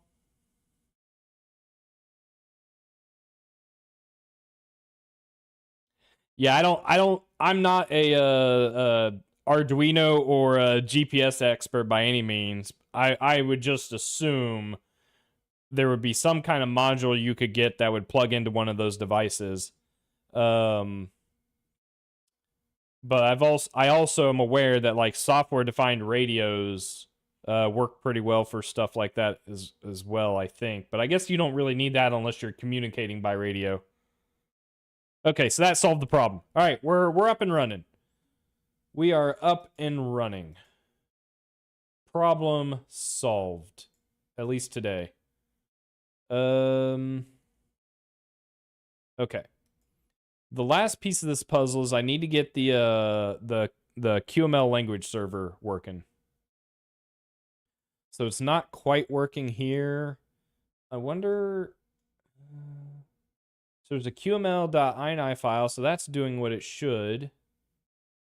That's good. I wonder if I have to specify Qt quick.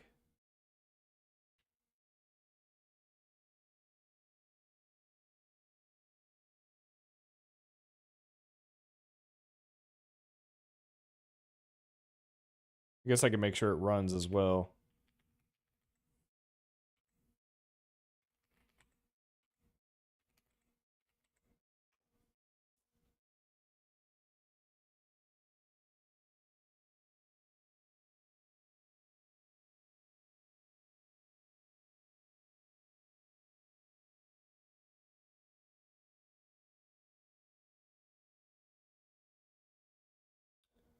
Look how smooth it is. So like I get stuff like that out of the box with Qt, whereas if I was just using Raylib, I wouldn't get nearly as smooth edges and lines because I would have to like write my own shaders to do that. So it just saves me a little bit of time. Instead, I spend all of my time fighting dependency management instead of actually writing code. That's the trade-off. And it's so much fun. Okay, so why is this not working? Oh, maybe it is. Warnings occurred while importing module. Failed to import the module. Are your import paths set up properly? Did you build your project? I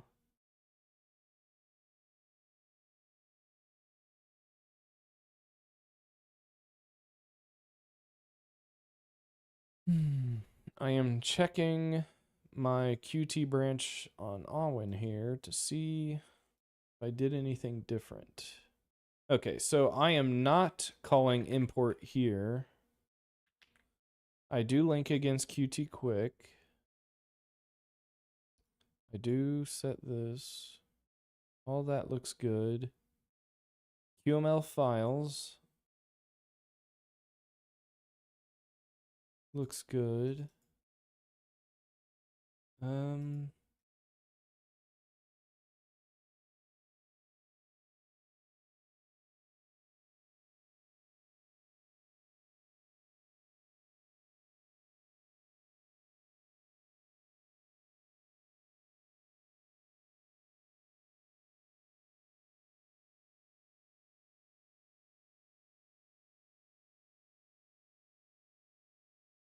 This shouldn't matter. Qt QML output directory, cmake binary directory slash QML. So that's just to make sure my files end up in here, which they do.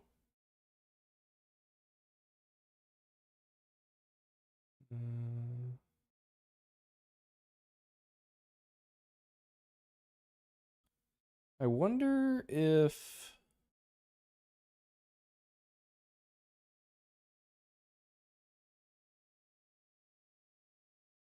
add QML module.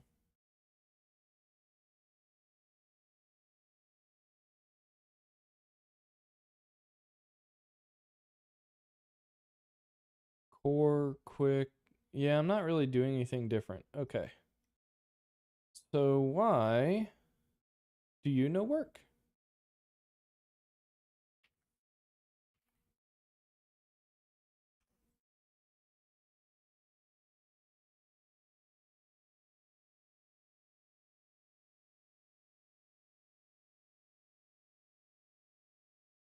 Does it work now? It works now. Let's go.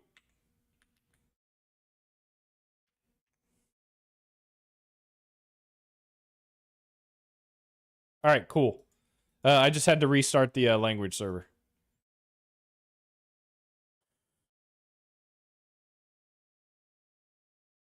So the industry I'm in, a lot of people think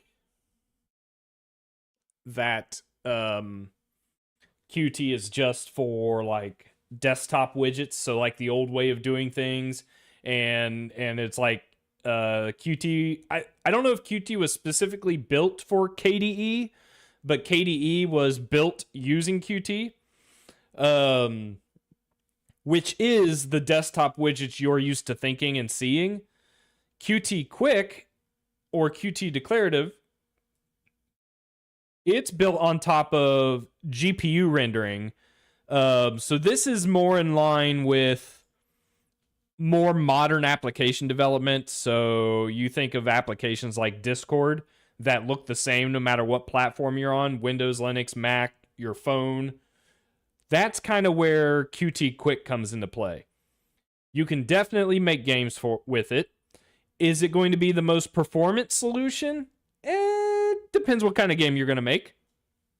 I think it'll be perfectly fine for what I'm going to do, especially because it's fairly easy for me to just implement whatever I need in C++ and only expose the connecting pieces in QML. It also supports JavaScript, so if anyone's a fan of JavaScript out there, it supports that. You can literally like import JavaScript modules and everything. It's great. It's really good. It's well, we're gonna try to avoid that as much as I can. I might use it to script a bunch of stuff up quickly, just to see things working. Uh, but in all honesty, I'm okay with JavaScript, especially its syntax. For the most part, the issue is there's no like static typing, and so it's very easy for bugs to just like appear and you not know it. Yes, you can import suffering. Okay, so it also supports hot reloading. So I want to get that up and running again because we did get that working with Awin. And now that I know that works, I need to remember how we did it. Because I think the tool is called QML Preview. QML Preview. Oh my god. I don't remember. Do I do this?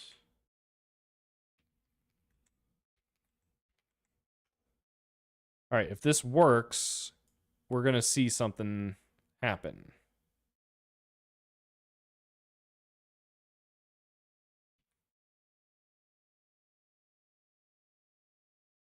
Dang it. Why'd that not work? We had this working before. What am I doing wrong? Did I have to specify? Oh, wait. No, I remember. We're going to do this. Where is it? Where is it?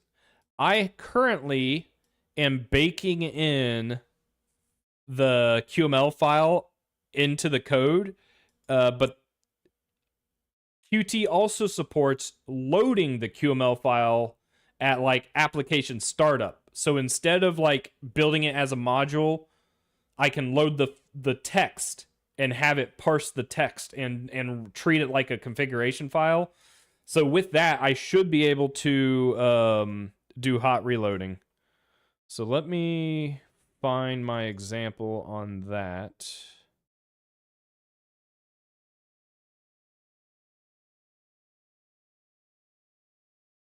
Okay, so I need to do like engine.load QURL from local file.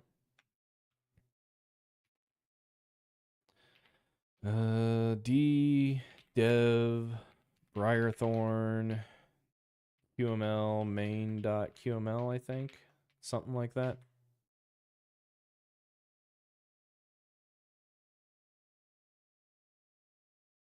Why did my code format like this?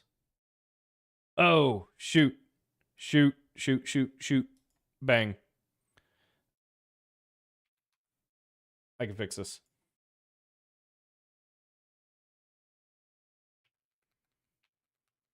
I don't know about you guys, but I cannot write code anymore without automatic formatting while saving a file. I just can't do it. Why not full screen? Because a lot of people, for whatever reason, no hate. I appreciate anyone who comes by, but a lot of people are watching me through a vertical YouTube short like live stream instead of like the 16:9 horizontal desktop. And I don't have a good way to set up my dev environment to support that vertical display and the horizontal display at the same time.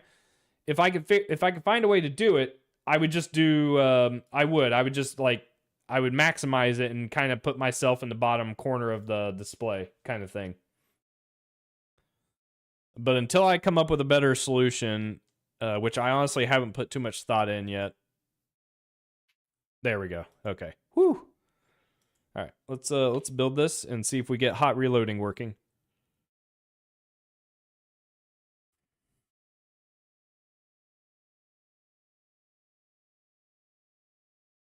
Yep, I gotta. I mean, you know, someday it might become that the doom scrollers are paying my bills, so I got to make sure I support the doom scrollers.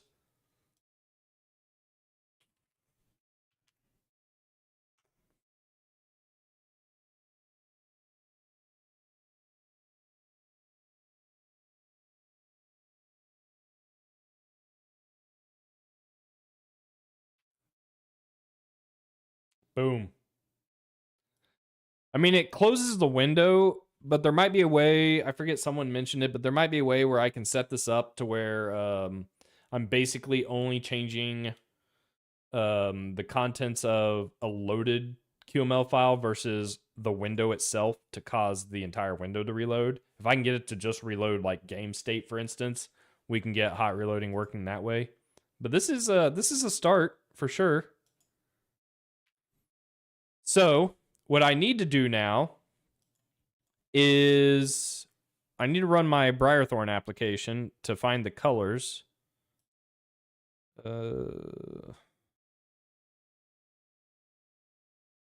Which is somewhere.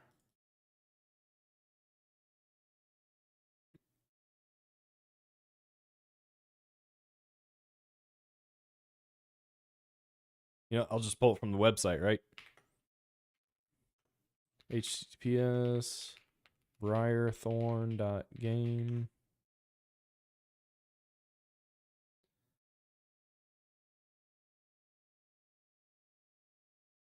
All right. So I need this background color to start with. What is that? Windows Shift S, and then do color picker. You guys can't really see that, can you? Nope.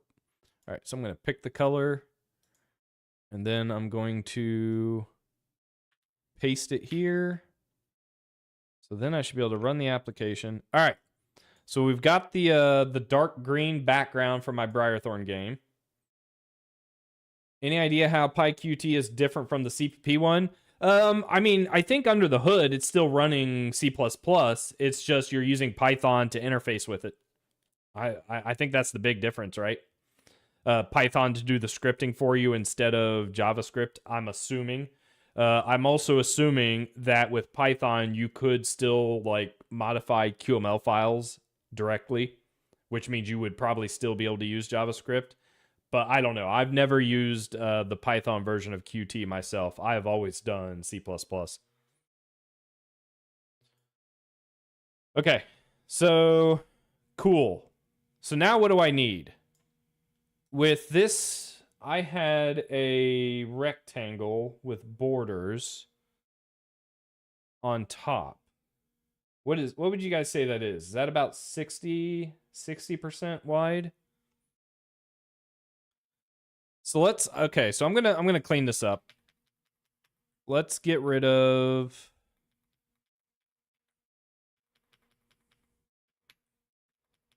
okay, this hot reload is sick. Oh my god. I don't know. I've used Godot. Godot is awesome. It's not for me.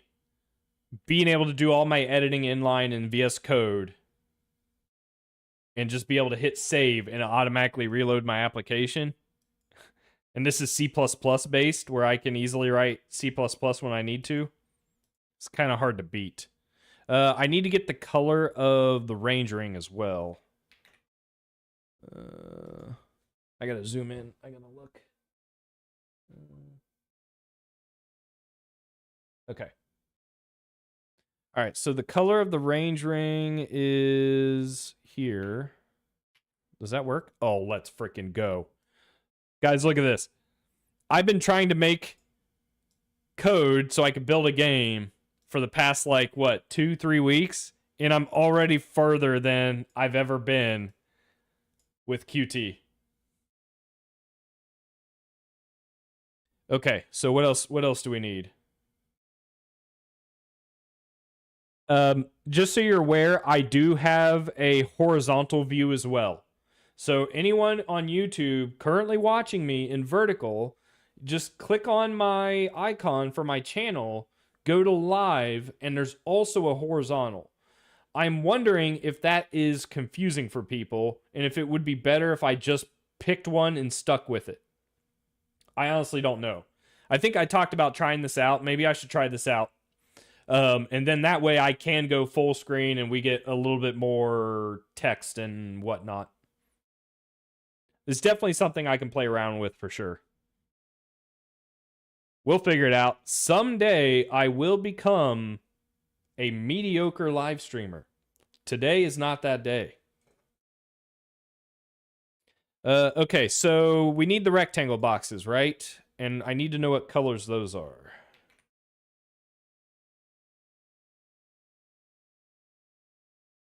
Okay, got it. So a rectangle. So we do a rectangle. Oh my god, it even knows I want transparent with a border color. Tab. Let's see what it looks like. Oh, holy crap, it put it around the entire... I mean, we're getting there. We'll put it here, though. The color, it did not grab. I need to get the color.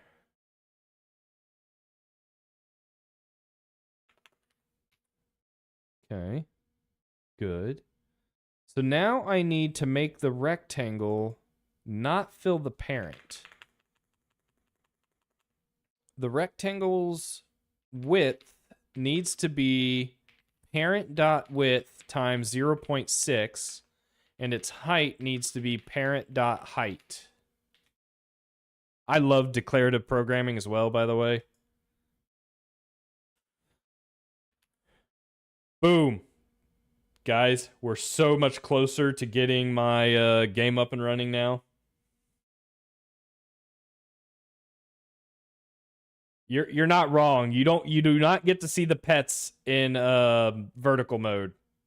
Or not as well. Actually, I don't even have the pets up. Where are my pets at? Wait a minute. They were squished. We squished my pets.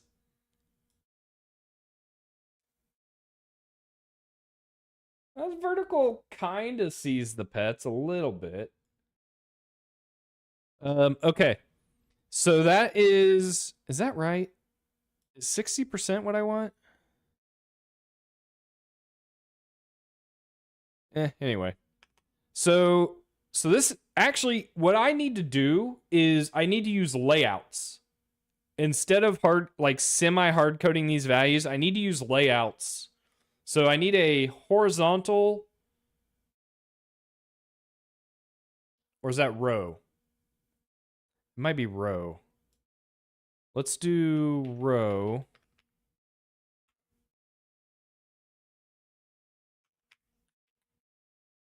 Ew. Row needs to be anchors dot fill parent. There we go. This needs to go away. Oh shoot. Row is just for positioning. So maybe maybe I actually do need layout. Which is what? Import qt quick dot layouts? Ooh, we didn't like that. Row layout. Did it crash? Q quick layout plugin not found. Am I doing that wrong?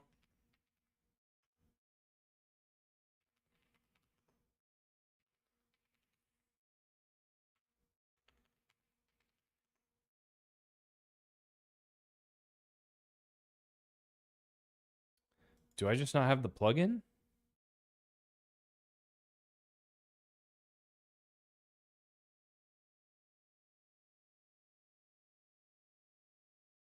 It's right here. Ooh, there's nothing here.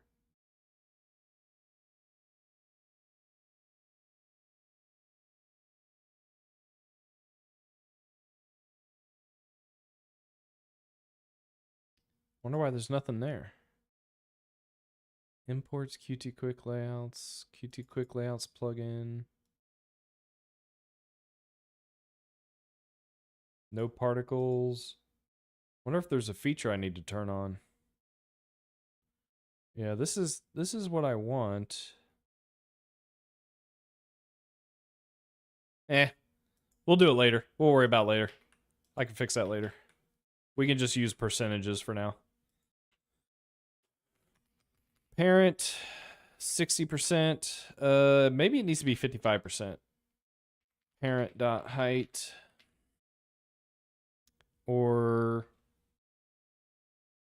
65%.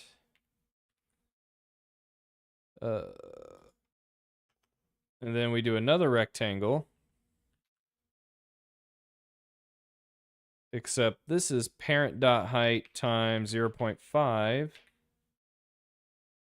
And then we do another rectangle. This is my dream with Awin, but using like Lua or something like that. Because QT is a little heavy-handed, and it would be cool if I had an actual like C++ game engine that letted you bleh, I can't speak, that lets you do like hot reloading development like this, where you can as a developer just sit there and either script up some Lua or write some C++ without having to like jump around all these hoops to get things up and running. I want it to be very easy as a developer to be able to do this kind of stuff. That is smooth. Okay. So then if I want another range ring, I can add one here, but I need to shrink it. Its radius needs to be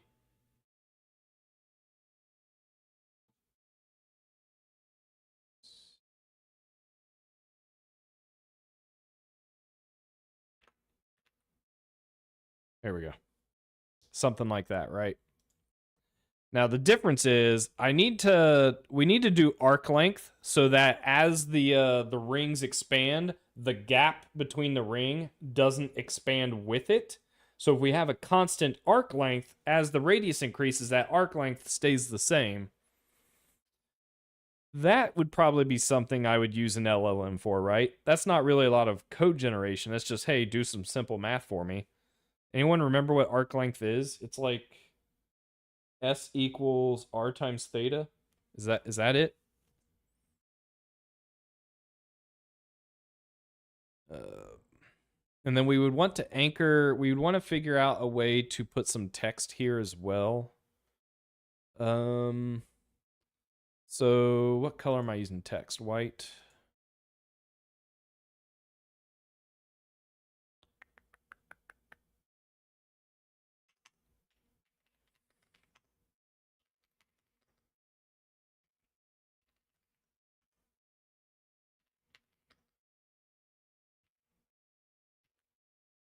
Ooh, I didn't like that. Okay. Oh, what do we have to do? If we're positioning our text based on radius, that's like sine and cosine, right?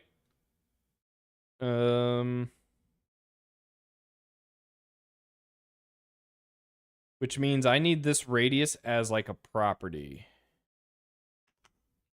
Property float, I guess real. Radius.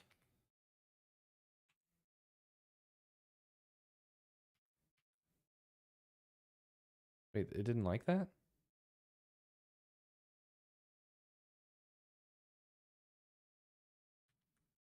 Oh, it didn't like that. Okay. So then I can do like ID. Is this the inner or outer ring?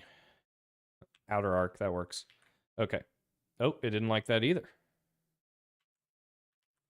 Oh, there we go. Okay. So X is, oh gosh, I don't remember my trig. X is cosine, I think. So what is that? Radius, cosine. We need the angle. We need the angle and the radius. What's the angle? Start angle, end angle. I need the midpoint between the start and end angle.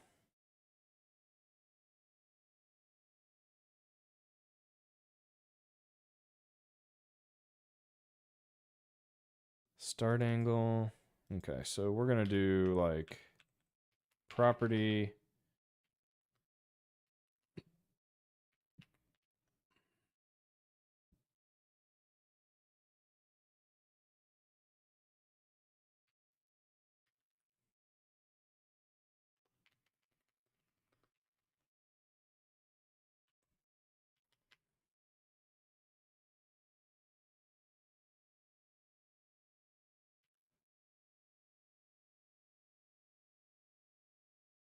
Okay, start end angle. So then I want my angle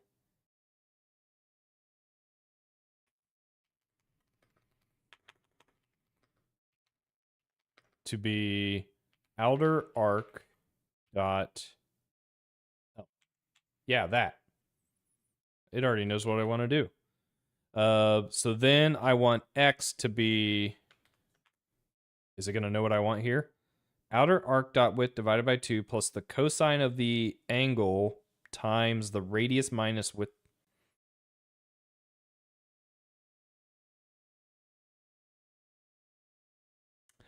Oh, I know why it's doing that. Because I didn't center it. So I do want to anchor it. So anchor dot center into the parent. So that handles. No, that's not going to work. No, that's not going to work. So I do have to apply the.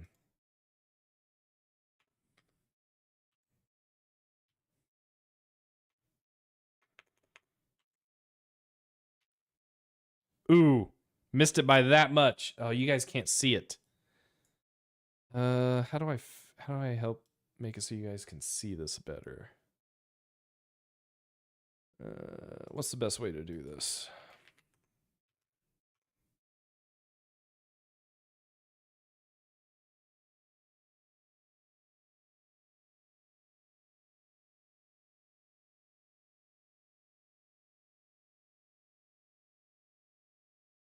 I think that's better than nothing. All right. So I'm trying to get this text. Do you see the Briarthorn window now above my head?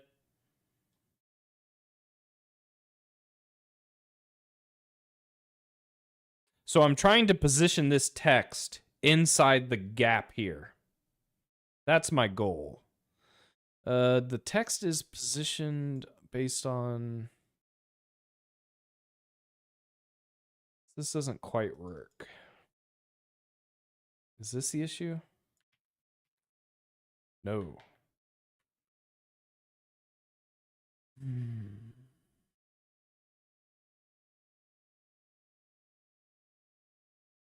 Outer arc dot width.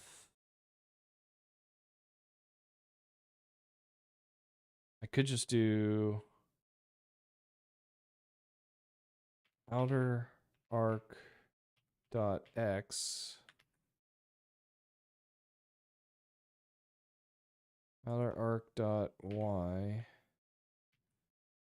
No, that doesn't work.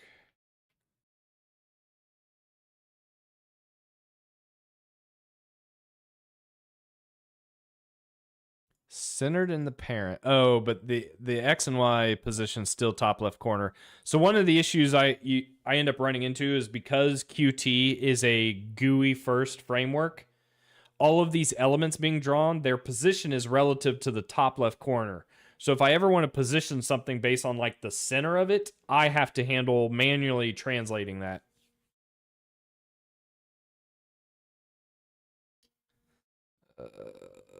Text font dot pixel size. Okay. It is off by a few degrees.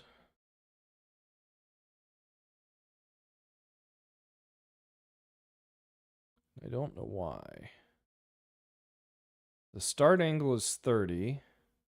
The end angle is 40.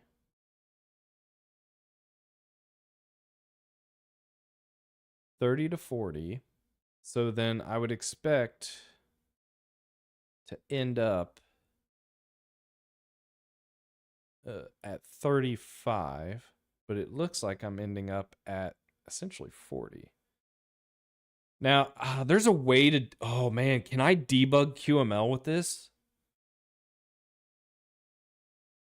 Is there a way to do this? There has to be a way to do this.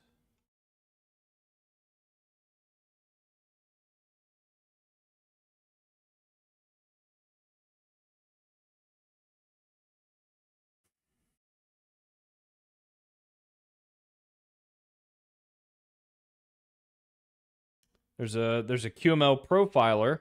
There's the previewer, which is what I'm using. There's a test runner, import scanner, formatter. Is there a debugger?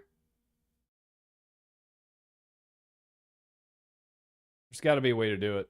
Is it built into the extensions?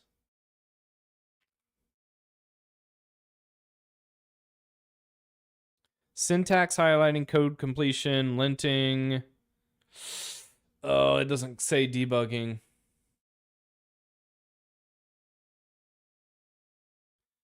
Debugger support, but last updated 4 years ago. Beta release. Okay, so maybe not. I might have to use Qt Creator for that. I could also just do print debugging. But anyway, we're doing in angle minus start angle. Oh, wait a minute. I think I need to do... I think I still need to do all of this. Or no, this is already in radians. I'm gonna manually do it and see if it gets me what I need. So this should be 35 minus 90. Oh, that is...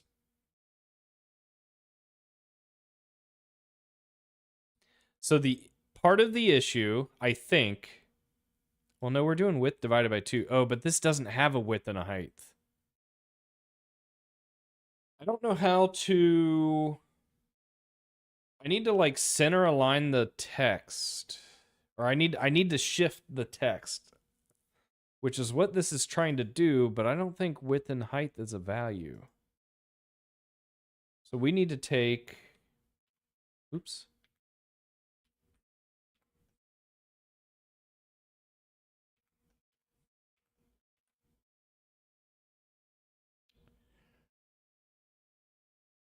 I'm not sure that has a value.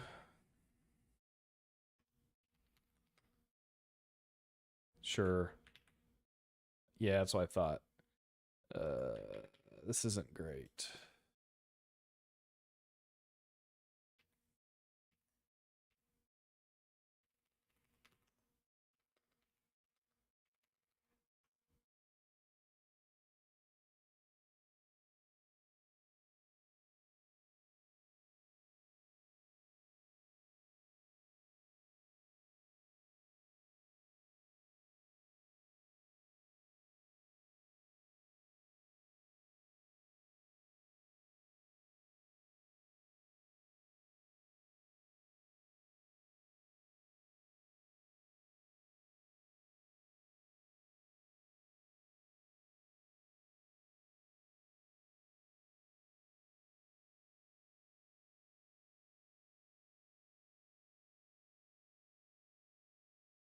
Horizontal alignment.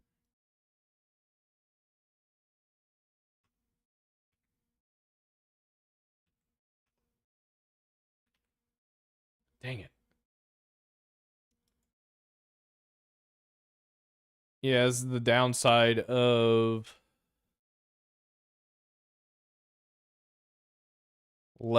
top left corner aligned objects. I don't know how to find the size of the text. Here, it's time. We're bringing out the guns. I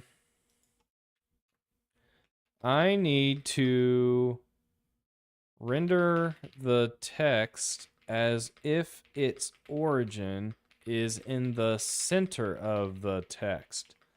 Simply using width divided by 2 and height divided by 2 isn't enough because that doesn't describe the size of the rendered text. Let's see what it does.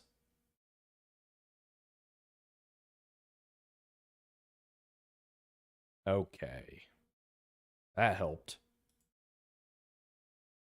Let me remove this adjustment and see what that does. It moves it more.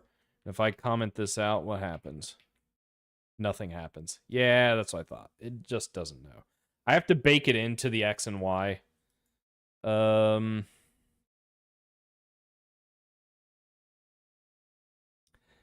size is 24. That's no. Is there a font size? Hang on. Maybe there's like a read-only property I can grab. Font family, hinting preference, because maybe I can grab like the font family and grab all of this to figure out what the actual size of the object is.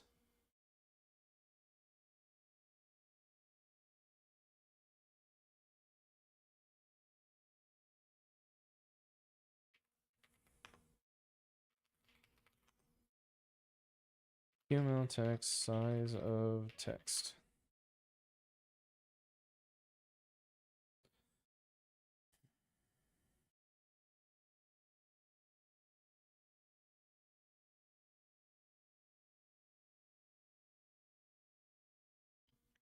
Painted width, painted height. Is that a thing?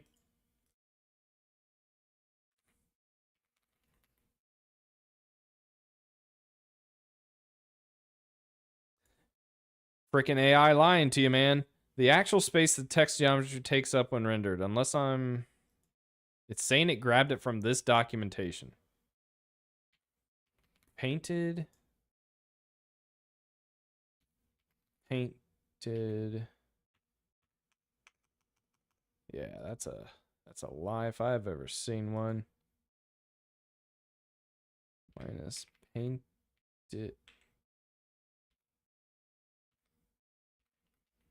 No way.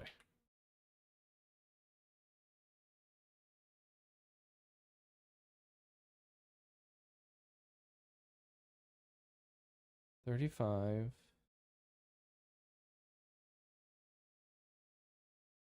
Start angle of 30. End angle of 40.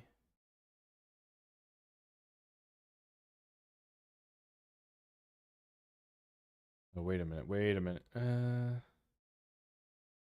Outer arc width divided by 2.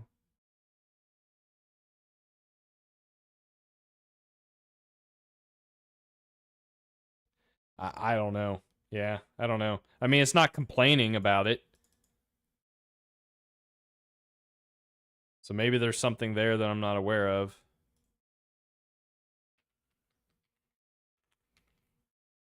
Like if I did label dot, does it yell at me about it? No, I mean, it reloads. Maybe that's something that's not documented.